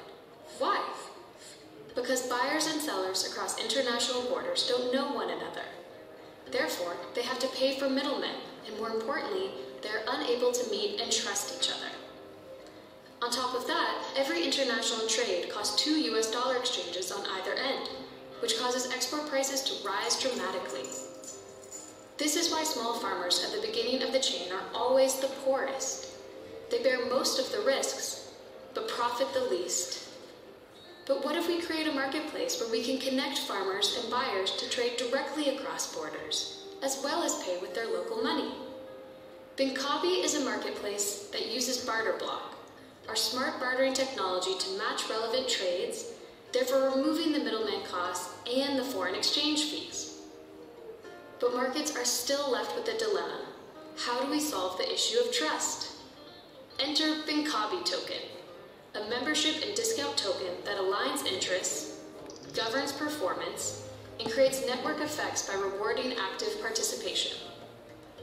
Leveraging blockchain technology, Binkabi helps unlock and create value across the entire commodity supply chain so everyone can benefit from their collaborative efforts. Developing countries can save US dollar costs and retain more value from their commodities. Join us to participate in the transformation of developing countries whilst making life better for millions of farmers.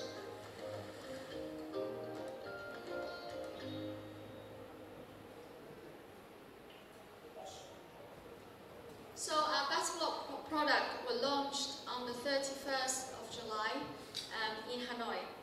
We chose Vietnam as the place to launch because Vietnam is one of the major markets we're focusing at first.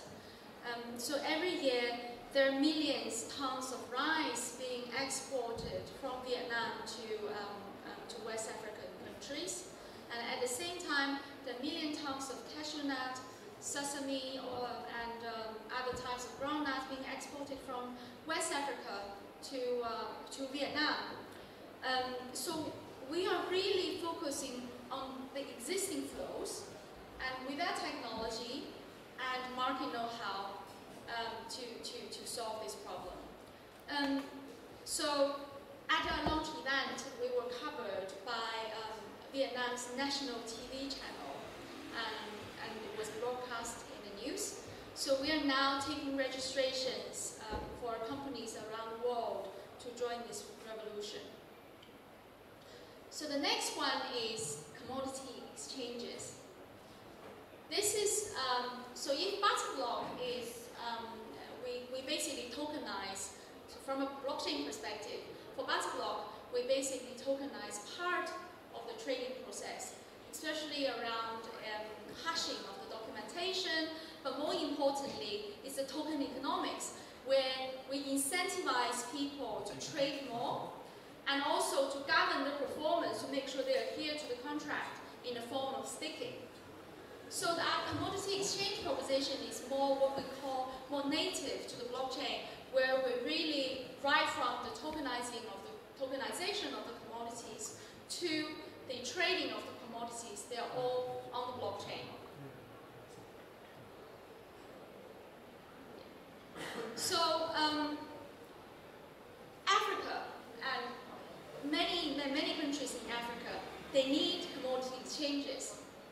But they need commodity exchanges because they need farmers to have more options, to be able to sell more from what they produce.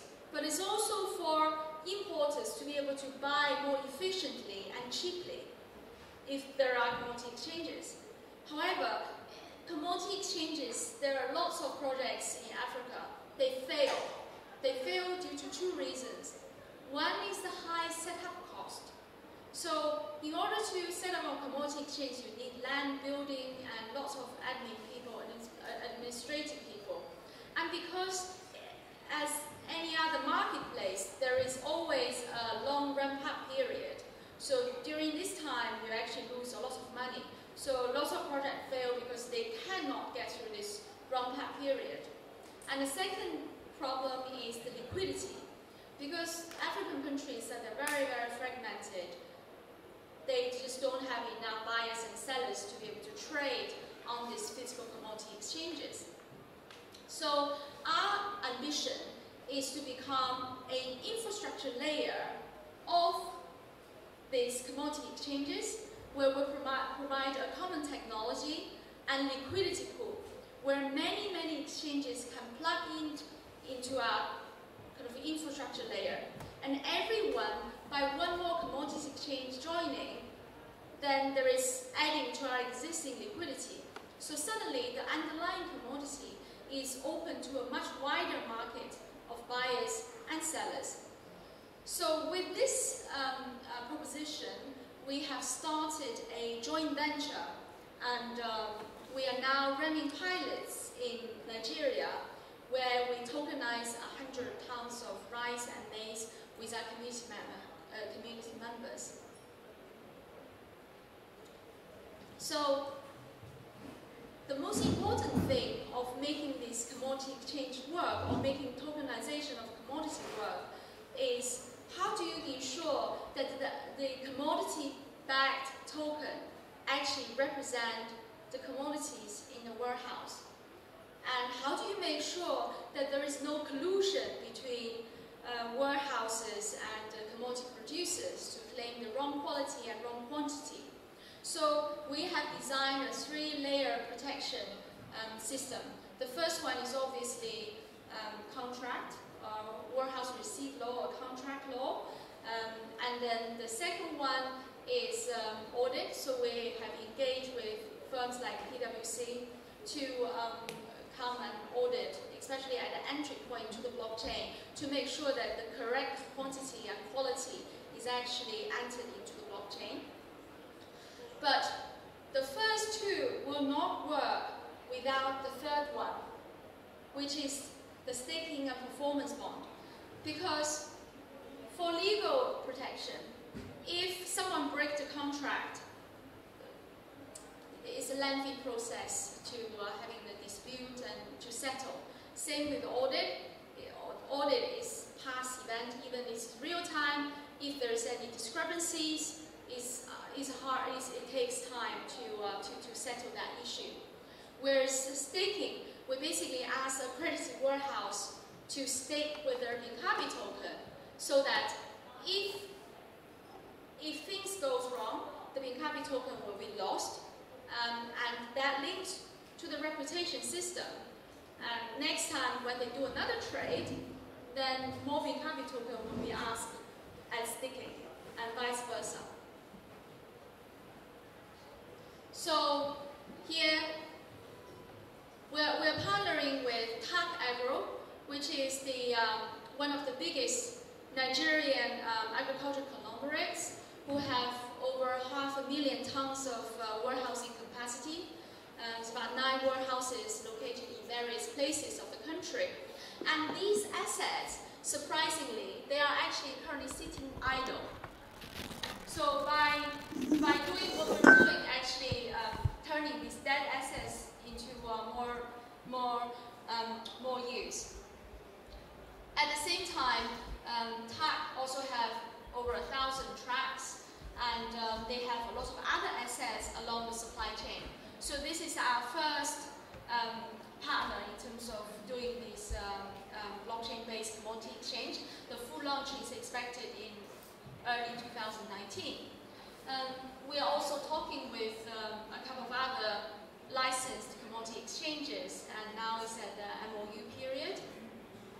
So you see that the tokenization tokenization of commodities is not really about technology, because by making a commodity token is very, very easy, but Binkabi token. So it's basically a membership card and a discount, as well as performance bond, governing the performance of the platform, of the contract.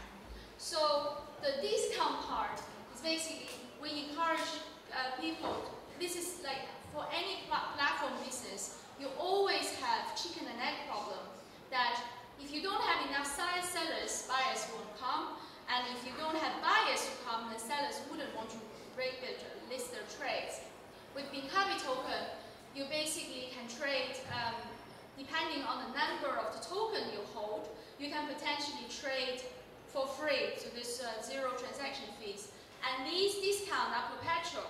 So every time you start a trade, you lock up your token, and upon fulfilling your responsibilities of the contract, then these tokens will be returned back to you, and then you can use it again and again. At the same time, we encourage buyers and sellers to form these barter blocks, so that the fees can be cut in half, and then the reward is paid out in Binkabi token. So really encourage people to having this viral effect of referring their network. That way we kind of get through the ramping up period of the platform very, very quickly. And governing performance is linked to the reputation system. Upon fulfilling your contract, then you get a good rating. The next time when you trade, you would require less Binkabi token to be locked up as a performance bond. And if you do something wrong, and you don't, for example, I supplied the wrong quality, or I didn't pay on time, then next time when I trade, I will need to lock in more Binkabi tokens in order to be able to trade. And so Binkabi have two types of token. BKBI, the one I just mentioned, is a discount token, but also for our commodity exchange, we will need to have commodity-backed tokens. But how is that relevant to all of you?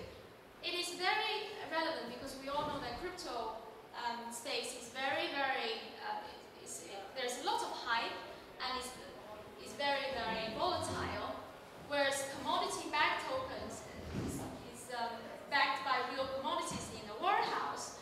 Although commodities are very volatile, but it's actually having a very different fluctuation curve compared to the rest of the crypto space. So it's kind of it's a perfect hedging addition to any crypto traders. So here are some of our partners. I've mentioned Tang, which is the agricultural conglomerates in Nigeria. We're also partnering with a couple of banks. AgriLedger will be our escrow agent for Barter Block product, and Sterling Bank as well. So, and Sterling Bank will also become our settlement and clearing bank for the blockchain-based commodity exchange. And we also have some blockchain companies as partners. So here are some of our press coverage. We are kind of quite proud to be covered by Global Trade Review and CNBC, as well as VTV1, which is the national TV. And Rabobank, exactly. That was actually our first PR. So we're quite proud to be to say that we never pay for PR marketing, and somehow we still have very good coverage. So here's our whole team. So you know all the co-founders. So David Bona is our CFO, and he used to work for National Grid and was behind the mastermind behind the National Grid's 13.8 billion disposal of its gas assets a couple of years ago. And Thomas Bauke, one of the earliest Ethereum community members, and having 15 years experience in various companies.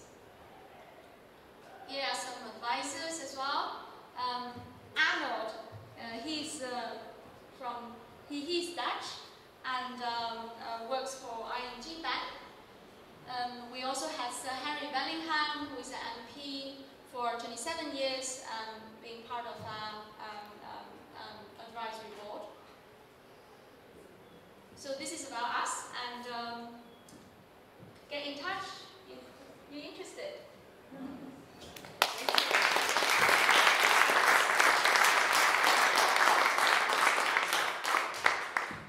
Excellent, wow, and nicely within time limits. What we're going to do now, we are going to invite the panel up to the front. We have 5 panel members hidden in the audience, and we have 1 panel member hidden on the internet. It's Ben. Ben is a farmer from Nigeria, and for everybody who's looking from different locations, do enter your questions and remarks, whatever you have. We will pick them up and bring them in the panel. So we have 5 chairs here. We have a very short cable, so that's going to be nice and challenging. We like challenging panels. Please, everybody who knows who's in the panel, come forward and take a seat. Yeah, for Bauke, it's an easy move for you, huh? It is, yeah. So in the meantime, while the panel is taking a seat, I am going to, yeah, Quan, yeah, definitely. I'm going to introduce the panel, or I'm going to have the panel introduce themselves. We're going to pose you 2 questions. One of them is, what is the most interesting part of Binkabi? What is the most innovative aspect? The answer cannot be blockchain. It has to be a different answer. So what do you think, what triggers you? What inspires you? What do you think is, wow, this is different? Or maybe if you think like, well, I have seen something like this, that's an answer as well. So what is the innovation that you see from your own particular fields? And second, we like to go into the future. We are told that we underestimate the short-term future, we overestimate the long-term future. So in 2 years' time, what is going to change in the commodity exchange market? Well, what's the extrapolation of Binkabi? So what's going to last? Now, we're first going to introduce the panel. FMO, can you please introduce yourself in the mic? Yes, well, good evening. My name is Anton Timpers. I work for FMO, which is a Dutch development bank. We invest in private sector companies in emerging markets. Specifically, I work in the agribusiness department. I do a lot of things, but let's say, the most kind of interesting thing here is I run a program which is called Farmer Finance, where we try to link smallholder farmers to kind of more formal value chains, and that's often at the moment broken. So that's also why I like kind of Binkabi, because Binkabi is a way to kind of formalize a value chain and make kind of access to that value chain relatively, well, probably not painless, but efficient, and much more efficient than what is currently possible for farmers in emerging markets. Efficiency, yeah, right. And this is the logistics of the microphone. We don't switch that chair. Yeah, so I switched sides here. Hi, Chris. Okay, I introduce myself first, okay? So I'm Bart from Maarseveen. I'm working on a decentralized exchange wallet myself, so that's I think that's why I'm in this panel about Binkabi exchange, and I also do lots of other stuff in the blockchain field. So what I really liked about the Binkabi project so far is that it's like a commodity exchange, so that's really something new, and it's quite amazing that they actually got it off the ground so far, and it seems very well thought through, and I hope we can talk a bit more about that in the panel, so that's cool. Alain? Yes. 1 second. As I get it. A little bit extra. I get it more often. 1 second. Well, actually, this time I put my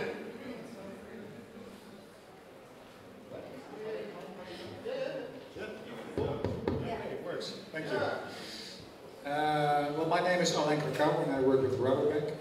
I'm responsible in Rabobank for sustainability and business development. And on that aspect, what I like about Binkabi is the fact that they are looking at the farmer, and what the real added value is that, you know, all the exchange of dollars and all the other currencies indeed creates a lot of enthusiasm with other parties than the farmer. But for the farmer it means a lower income. And I think lower income means, you know, it's not worthwhile as a business of farmer. On the future perspective, because you also asked the future perspective of, I don't want to talk about blockchain, but the Binkabi addresses, is that it opens up a new atmosphere. We talk about banks and existing banks clearing.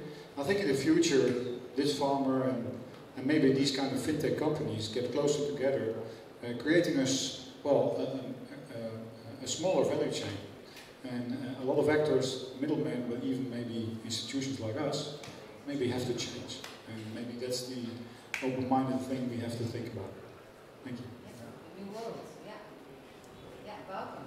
Okay, so my name is Quan and Manrui has introduced me extensively. So for me, Binkabi, apart from all the technicalities that Manrui has covered during her presentation, is really about my sort of personal experience of actually growing up in 1980s in Vietnam. And I still remember that my father and my mother have to skip work a couple of days a month in order to queue up to buy rice. And then I witnessed the country's transformation from a net importer of rice and other commodities into an exporter and major exporter of these commodities. And then when I actually go into my professional careers, mainly working with banks, and you know, looking at the impact of the financial crisis, and really that is the time when a lot of talk was on, you know, the fact that sort of Wall Street was sort of misbehaving Main Street. Then when I went to agriculture, helping companies to set up farms in Africa, then I found another kind of crisis, which is, you know, how do you actually not only producing more, but actually getting more from what you produce. So then I relate to my sort of story or my witness from Vietnam. I saw that the farmers over there, even though they produce more, but relatively speaking to the rest of society, they still relatively poor. So how do we actually use the technology with not just blockchain, but also financial technology, commodities, but understanding of the emerging markets that kind of solve some of these real world problems. So we are not really looking at blockchain and then saying that what is so cool technology, what can we do with it? But just because of these real world problems that I sort of experienced myself as a boy growing up in Vietnam and working ultimately in financial centers around the world, and then ultimately in Africa. So it solves problems that haven't been solved before.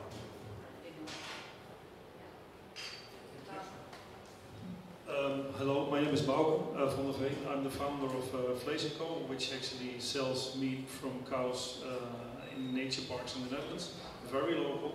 And beside that, I'm in the board of FairFood, which we are actually started up last year, end of last year in Flevoland, to actually help the producers and the growers of the good stuff that grows there to go together and to work towards the supply chain with that kind of food from farm to fork, and that's what we're looking for. What I like about Binkabi is basically the exchange of commodities, of the goods, and I'm hoping that even on a small local level we can use that example to actually sell and trade this local goods as well. Is that possible? Yeah. How local can you go? Or would it make sense to go local? Yeah, so with the exchange we we are running the pilot in Nigeria, and it's for local domestic market. So, like Manrui mentioned in her presentation, there's many exchange projects in Africa, and most of them fail. And then countries now talking about having regional or Pan-African exchanges, but then they kind of argue which countries should they base these exchanges, because everyone consider having an exchange is like a status symbol for the country. So with the technology that we're providing, then we can, in one country you can have many exchanges at the local level, at the regional level, because the exchange in that case is no longer sort of a standalone sort of one entity, but it's really we see it as a way to do business development, matching order. But when it comes to actual settlement, then it's done on the blockchain, the layers that we are providing. So there can be many exchanges, and it can be very low. How easy, maybe I'm looking at the tech part, huh? How easy can a solution like this grow and scale? What do you see in terms of the technical infrastructure as, well, limitations? Well, I think it's one of the important things, of course, is if you want to use it as a kind of a hedge against this fluctuating crypto markets, you would need a way to have it accessible for everyone to trade with, and to also trade against other cryptocurrencies, for instance. So I think if you look at securities, for instance, I mean, normal exchanges like Binance, for instance, they don't list securities. So if you set up a security exchange, you're on your own, and that could also be the case with commodity exchanges. So I don't know about that, but it could be. So maybe you can give us some clarification on that as well. Sure. Yeah.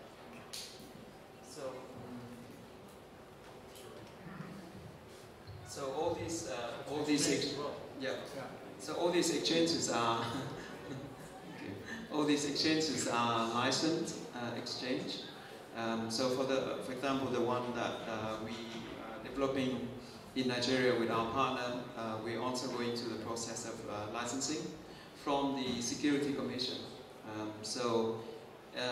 Not quite the fact that we securitize the commodities, but it's also regarded as a kind of security. We, of course, initially the default scenario is that we would get that traded within the country, but then we'll open dialogues with regulators for the commodity-backed tokens to be traded internationally. So we would like to be known as the place for people to come and trade commodity-backed tokens.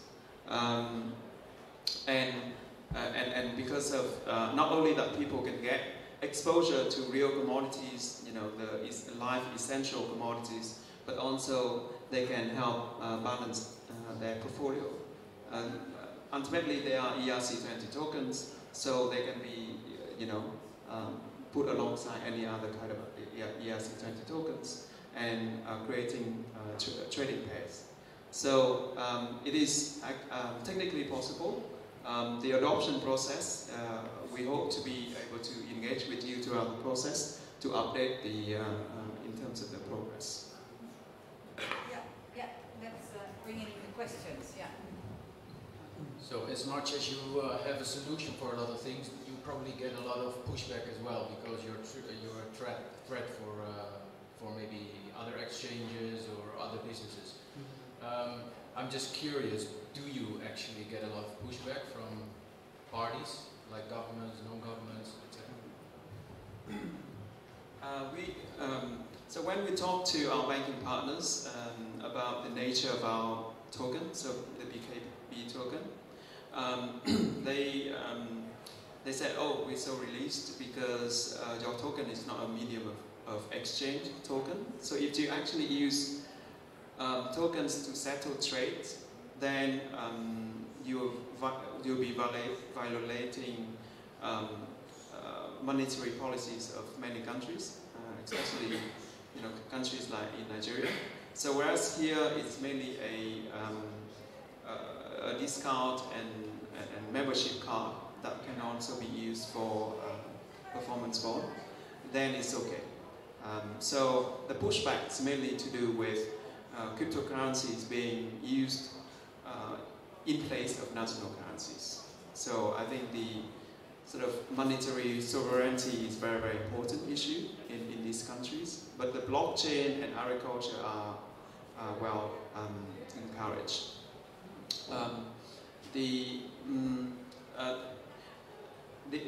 We didn't see that much other pushback, even among licensed exchange, because they see it as a new area for them. So we actually actively in discussion with a licensed exchange in Nigeria that Manrui also mentioned in her talk, because they see it as an extension of what they are doing.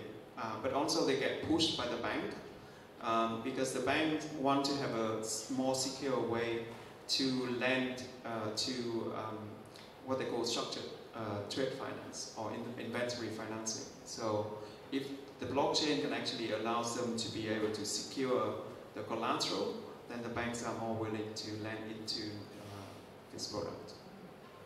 Do you see that happening from your banking portfolios, experiences, investments in exchanges? Do you see Yeah, well, for sure. If this kind of technology makes sure that the security you're financing, the access to finance basically the way it works is based on securities. And if that's clear and also, well, to a certain extent can be tracked and traced, it's interesting what we see, the involvement of access to finance starts with the inventory finance, and on top of that, of course, identification, so that identification is there. But my question would be, this is about the exchange with the agricultural company in Nigeria, but how do we get close to the farmer?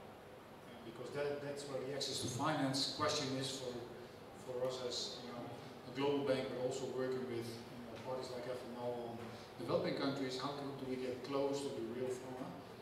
And I see benefits, but maybe that's for us the next challenge, because the exchange with an agriculture company like in Nigeria, that for sure the security is there, but getting close to the farmer, that's the next phase, is my perspective. Why the distance currently, right? So why do you feel there? Yeah, well, what I like about Africa is that the telecom business has really changed things. Where we used to get used in the European atmosphere 20 years about the telecom.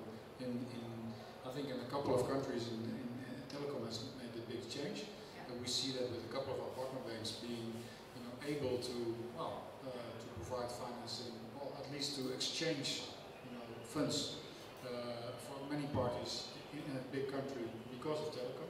Yeah. So I think on top of that, the telecom side, and that's what we see with farmers in that part of the world, is that to a certain extent they are maybe more advanced with telecom than maybe some communities in the Western Hemisphere, and maybe this kind of technology can add some value there as well.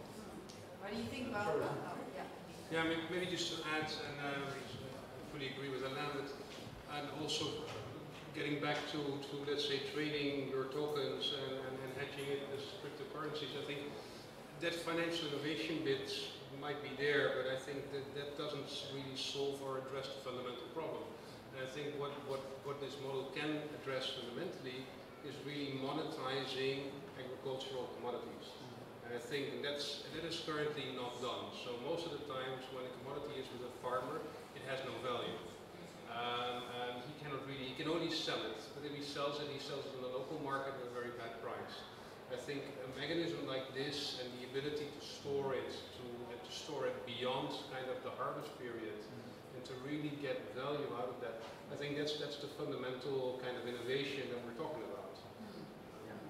Bauke, do you see that happening? Talking from a Dutch perspective and a FairFood, do you first sort of see the distance between farmers and banks, to some extent? And can you see that an application like this is going to close or at least reduce the gap and monetize the agribusiness? I think so. I think maybe it's easier to get to go to the banks here in the Netherlands. I'm not sure, but at least when we go there from the Flevoland perspective, they're very open to help us, and they are really, really helping us. I mean, so that is the easy part. I mean, I guess easier than in these kind of countries.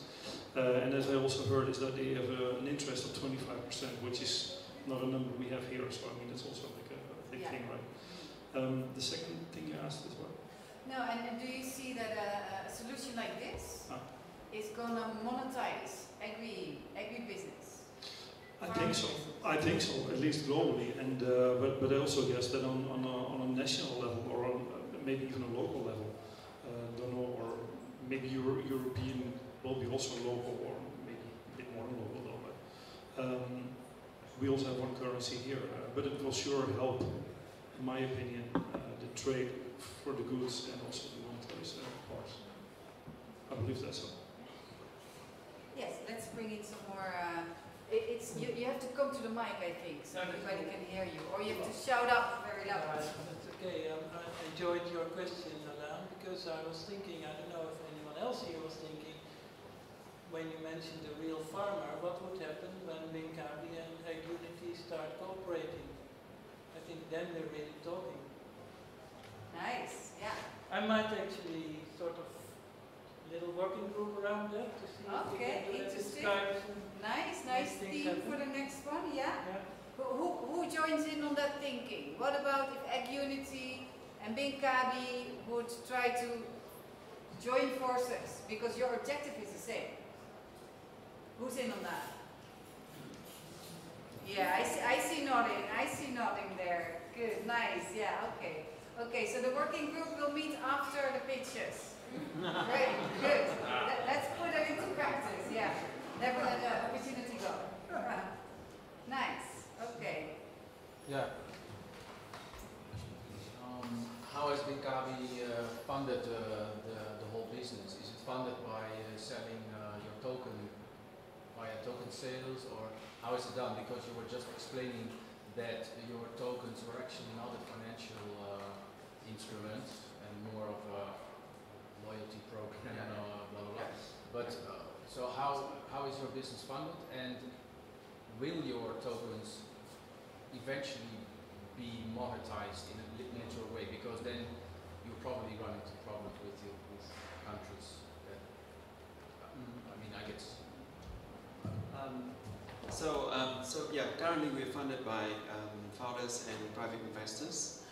We're actually actively talking to some very well-known blockchain operators who are interested in our products. So we are just in early talks right now, so we cannot announce that yet. We keep open sale as one of our options for funding, because even for people like yourselves, you would say that, okay, what do I have to do with a Binkabi token, right? What kind of functionality I would have? Why would I buy your token? We do have, for future development, we do have products where we provide peer-to-peer financing and peer-to-peer hedging. So we actually enable people around the world to be able to provide financing to farmers, and the Binkabi token is a way to access that business on that platform.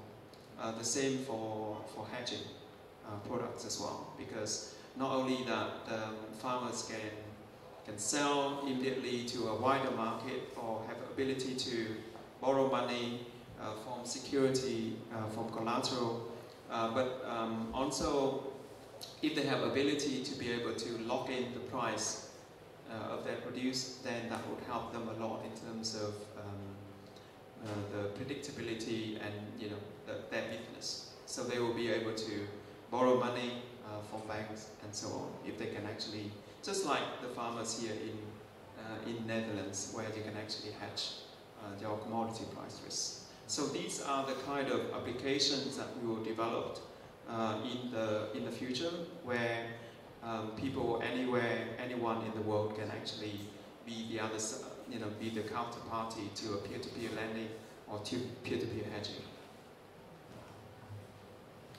More questions? Yeah, I think so, the live stream, right? Okay, Chris? Oh, right. So, Ben, so far, has asked more questions. Okay, let's see. This is Ben from Nigeria. Yeah. So, I guess Ben is a farmer, right? So he's asking, how can I join Binkabi?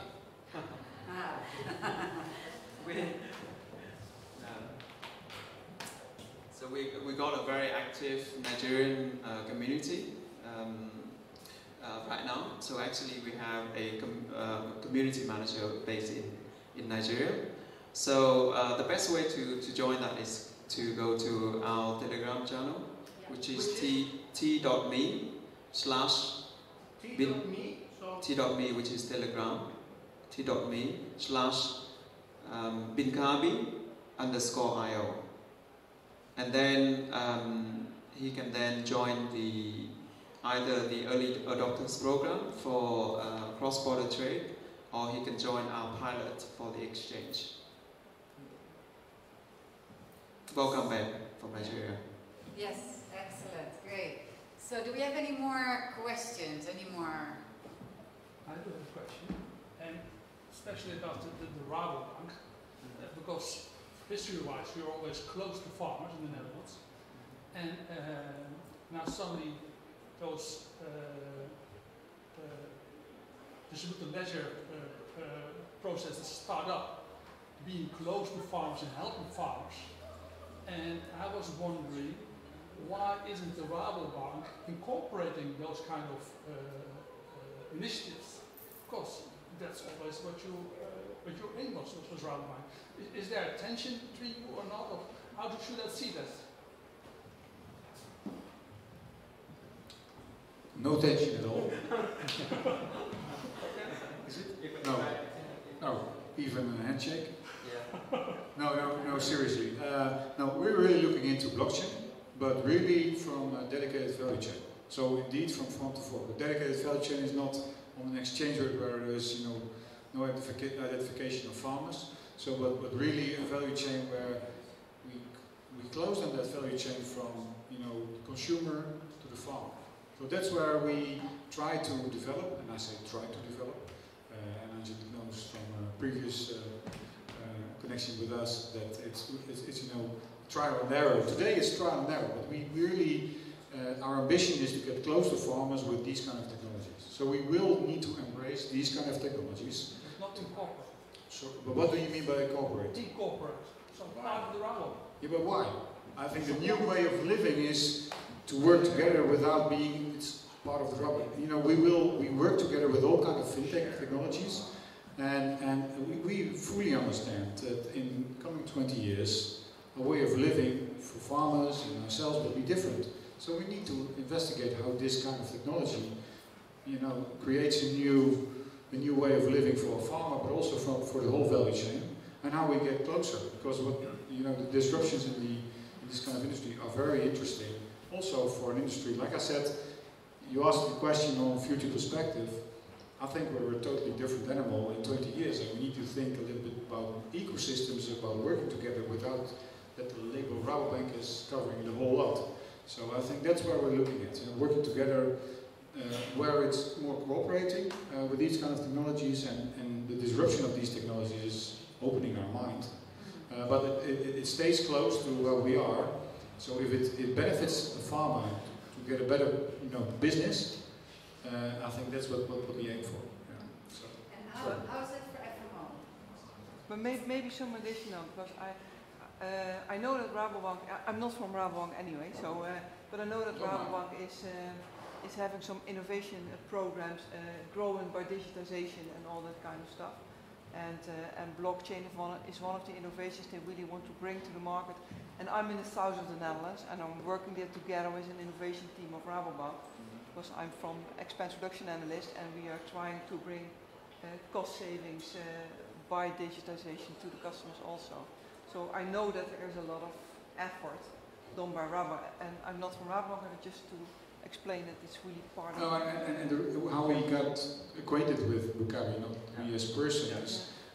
We started in San Francisco with what we call food bites, because we think that innovation is the next generation for farmers in the whole food value chain.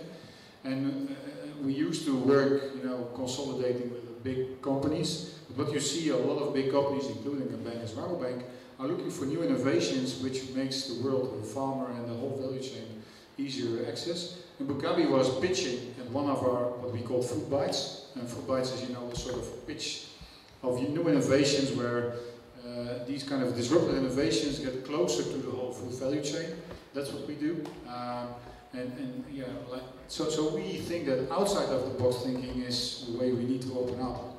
And with these kind of innovations, we need to learn more. We don't know today what it really means for us, but we need to open up. Maybe addressing your question first. I think if you look at emerging markets, there you see in many agricultural value chains are completely broken, or are let's say are very scattered. So a farmer produces goods. There's somebody in the village that will probably buy it when the harvest is there. That somebody that buys it has maybe a small cart or a small truck, will move it to the next kind of larger center where another intermediate will buy it and will sell it. But everybody that buys and sells it needs to bring their own cash. And cash is very expensive in emerging markets, so often that is priced at 30–40% per annum. So every step in there takes often about 10% of the added value in the commodity. So if you see a commodity being moved from a farmer to the final destination, whether it's a factory or a household, you often see that 70–80% of the value of the commodity is actually not given to the farmer, but it is somehow captured within all those stages of intermediaries. I think if you take a kind of a financial innovation like M-Peso, which started in Nairobi, which allowed, let's say, a final buyer to make a direct payment on a cell phone to a farmer, so even without cutting out the middleman, you could cut out the financing component of that middleman, thereby shaving off something like 10–20–30% of the cost. So I think that's the kind of thing. And again, if you would then trade on the platform, you could actually shave out some of the middlemen. You still need them, because you need distribution, you need logistics, but a lot of the middlemen don't add value. So I think to make value chains more efficient and relevant for emerging markets and bring more value add to the farmer, I think it's a vital kind of innovation that we need. I have an interesting general question in this respect, actually. Who guarantees? But this is like maybe for all these innovations that are happening, especially in food and in other stuff. Who says that this extra money is actually going to the farmer and is not being? Maybe the consumer is going to pay less for everything. And my big worry is because this is how our economics has always worked. It's not going to happen like that. Only like fair trade organizations and stuff will make it happen. But still, I think the West or consumer countries are very powerful, and they will force, because they want to offer things at a cheaper rate, because they can increase their market share, because blah blah blah. So they will. This will only enable them to pay less at the end. It's just a worry that I have. But how do you see that? I know it's not 100% related to this, but it is kind of. No, I think it's a fair worry, and I think it's ultimately it's the consumer driving what is being paid, and as long as the consumer demands very cheap kind of meat, kilocannollers here in the Netherlands, you're not going to change the system. So there are two ways to change the system. There's either we have a mentality change at the consumer end, or we have, and that could be driven as well by the retail sector or by large companies, or we would have kind of more formal change, which is, for instance, requiring requiring certain certification standards as kind of a minimum requirement. So that would at least demand certain kind of sustainability issues being built into kind of production and trade. But I agree with you. It's as long as it is not regulated, it's up to the kind of free will of the people. And at the moment, it's often dictated by the cheaper the better. Yeah, exactly. Yeah, my question. Yeah, bring in your question. Yeah. Yeah. I think my question is more on the technical side of the application. Like I have actually two questions. I'm just curious. There are usually you're starting with Nigeria as an emerging market, and I bet you're gonna host your application on some kind of cloud. And there are not that many also data centers around Africa, and I guess that's a big challenge also for you. But first my question is, that's all very good when the technology is working, but what if there's no connection for 5 days? And like how this will be handled? And another question is, I think farmers are really affected by the natural disasters. So would like the tokenization and like your application will approach like emergency situation. Let's say there is like a typhoon or like something going on there. How would you address that in some way? Some good, interesting questions, and these are the final questions. So, actually, coming back to your point about the mobile phone in Africa, it's actually more connected than we think over here. So often of course, in remote villages, when some of our projects on the GrowMoic side have worked on, then sometimes you have unstable connection. But by the time that you get to the marketplace or sort of a small town in the area, then the connection is pretty good. Of course, to do video conferencing and things like that might be difficult, but to transmit a small amount of package of data, that is very, very possible. 3G is very widespread in Africa. On the second question, which was the sorry. Natural disaster. Of course, we cannot do anything about the natural disaster. I mean, that's the nature of farming. What we can do is how do we actually redress the balance. So at the moment, like what Manrui mentioned, so when commodity price go up and down, we as consumer in the West don't pay less for our coffee, but farmers receive less in developing countries. So, but on top of that, then they have to suffer any kind of natural calamities. What often hold back from an insurance or bank's point of view is information and security. So if they actually have better information to evaluate the risks, then they are more willing to actually providing appropriate sort of protections for farmers. So one of the products that we will look into in the future is to actually work with banks to create insurance products. For example, parametric insurance, where you basically have a blanket cover. So whenever there's a major calamities in the areas, then the payment get paid out. Okay, that was a very clear answer, and that leaves us to the end of this part, but it's still waiting for us are 5 very interesting 1-minute pitches. So I first of all want to thank the panel for this very in-depth discussion and insights. If any more questions, any more discussions, we will take them after the 5 pitches at the bar. So thank you, panel.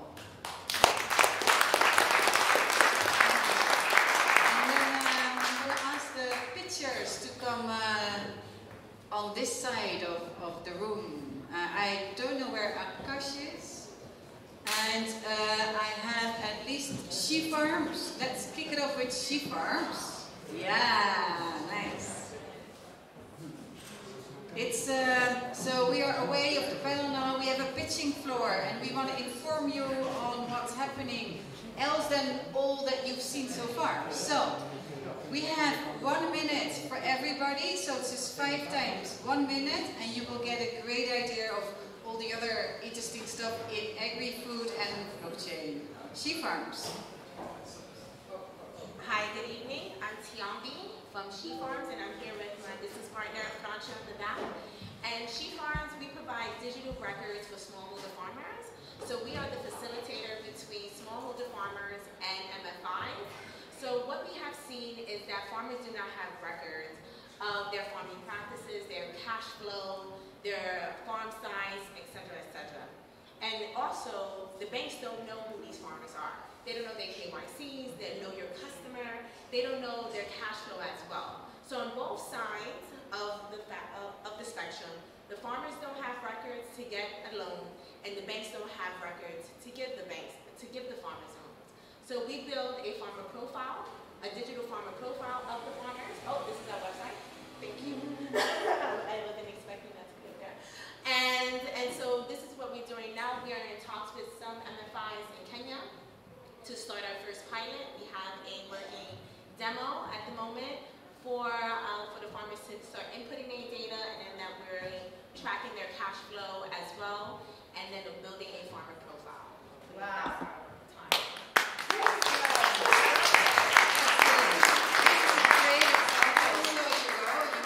You have to do exactly like this. Yeah, you go. We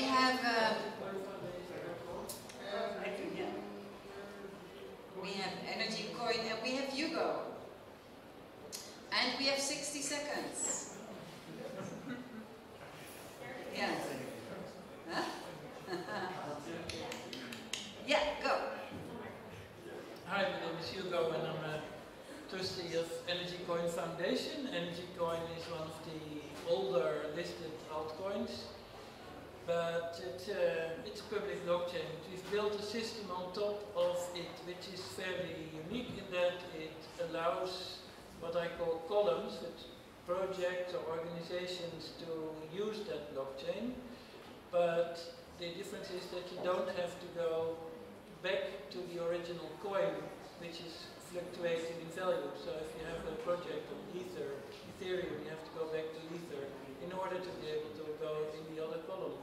And in this case, the first project that we are linking to the blockchain is Ring. It's a bicycle project in Holland where the bicycle miles are metered, measured, and then employers can reward if people take the bicycle to work instead of the car. 1 minute. And that is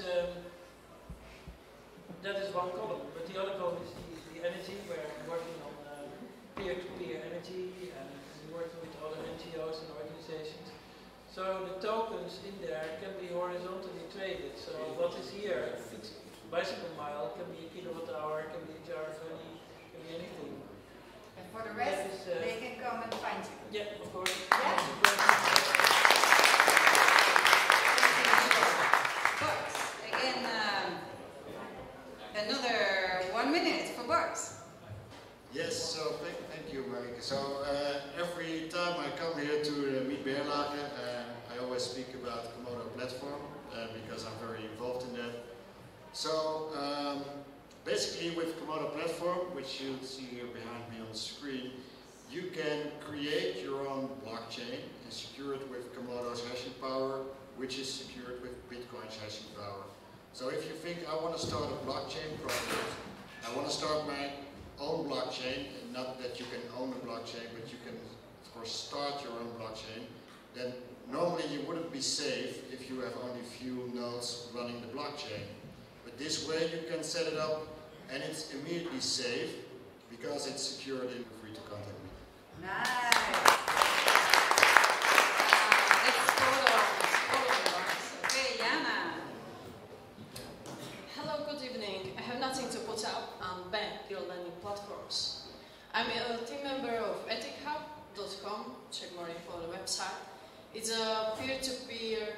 Okay, we are about to launch an ICO, but I'll mention this later. It's a peer-to-peer lending platform with a focus on unbanked Mexican farmers, its existing framework, and how do we differ from the competition is we have MVP developed, our business model is proven, and we strive for mutual benefit. Why are we doing this? We want to provide an access to Western investors to have more profit over their savings, and for borrowers to have less interest rates. Check out ethichub.com. Thanks.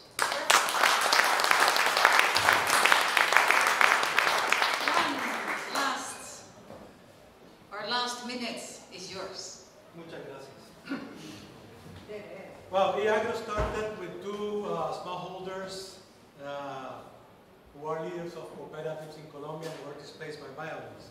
And it turned into a global e-commerce marketplace like Alibaba or eBay, shielded as a non-profit organization, and will become self-sustainable. The platform will offer the opportunity to offer products, agricultural products and services directly to customers 24/7 without, that means without intermediaries and associated costs. In essence, I'm asking all of you with a small or large capacity for giving to be part of Agri. And I think that this initiative will impact positively what you call the sustainable agricultural system. Thank you. Wow. Perfect on time. And knowing this was your first pitch, I think Quan, excelente. Wow. Okay. Well, this is the end of the content that we brought from here, but the content is still amongst everybody here. We just want to point out that, first of all, we have, you look for the clicker. Yes. Oh, no. I see it there, but I don't see it there. Yeah. We do an offline training. So we do a 4-hour training on blockchain that goes really beyond the superficial layer. And we really explain cryptography, a few aspects that really help you understand why this is so critical for food supply chain. And the first one that we have now is on the 22nd of August. If you wanna, if you go to the QR code, we will help you send an email that you want to join us. And it's really, we had some questions prior, but in order to understand blockchain, you need to understand a few basic things. And I think people who have the pink will be able to give you some more details on why that is the case. We have the YouTube channel. This is on YouTube. We will definitely improve the quality. We are improving very incrementally. We try to keep it as low budget as possible, so we are very accessible to everybody. If you have any ideas, suggestions, please bring them on. We need the community. We need your improvements. And our next one is on the 11th of September. Same location, same place. Bring friends, bring family if you like. And we have a great theme that really suits this area. It's called weed. It's called marijuana. And very interestingly, it's from a TNO. TNO is a very renowned research institute, and we Dutch tend to take weed very serious. So, if you want to tune in, be there on the 11th of September. For now, thank you very much for this, I would even say quite intimate setting, which I think is great for the purpose of this. It has been quite a while, so please dig into some refreshments and exercise. And there's one more with contact details. We have it already. Thank you.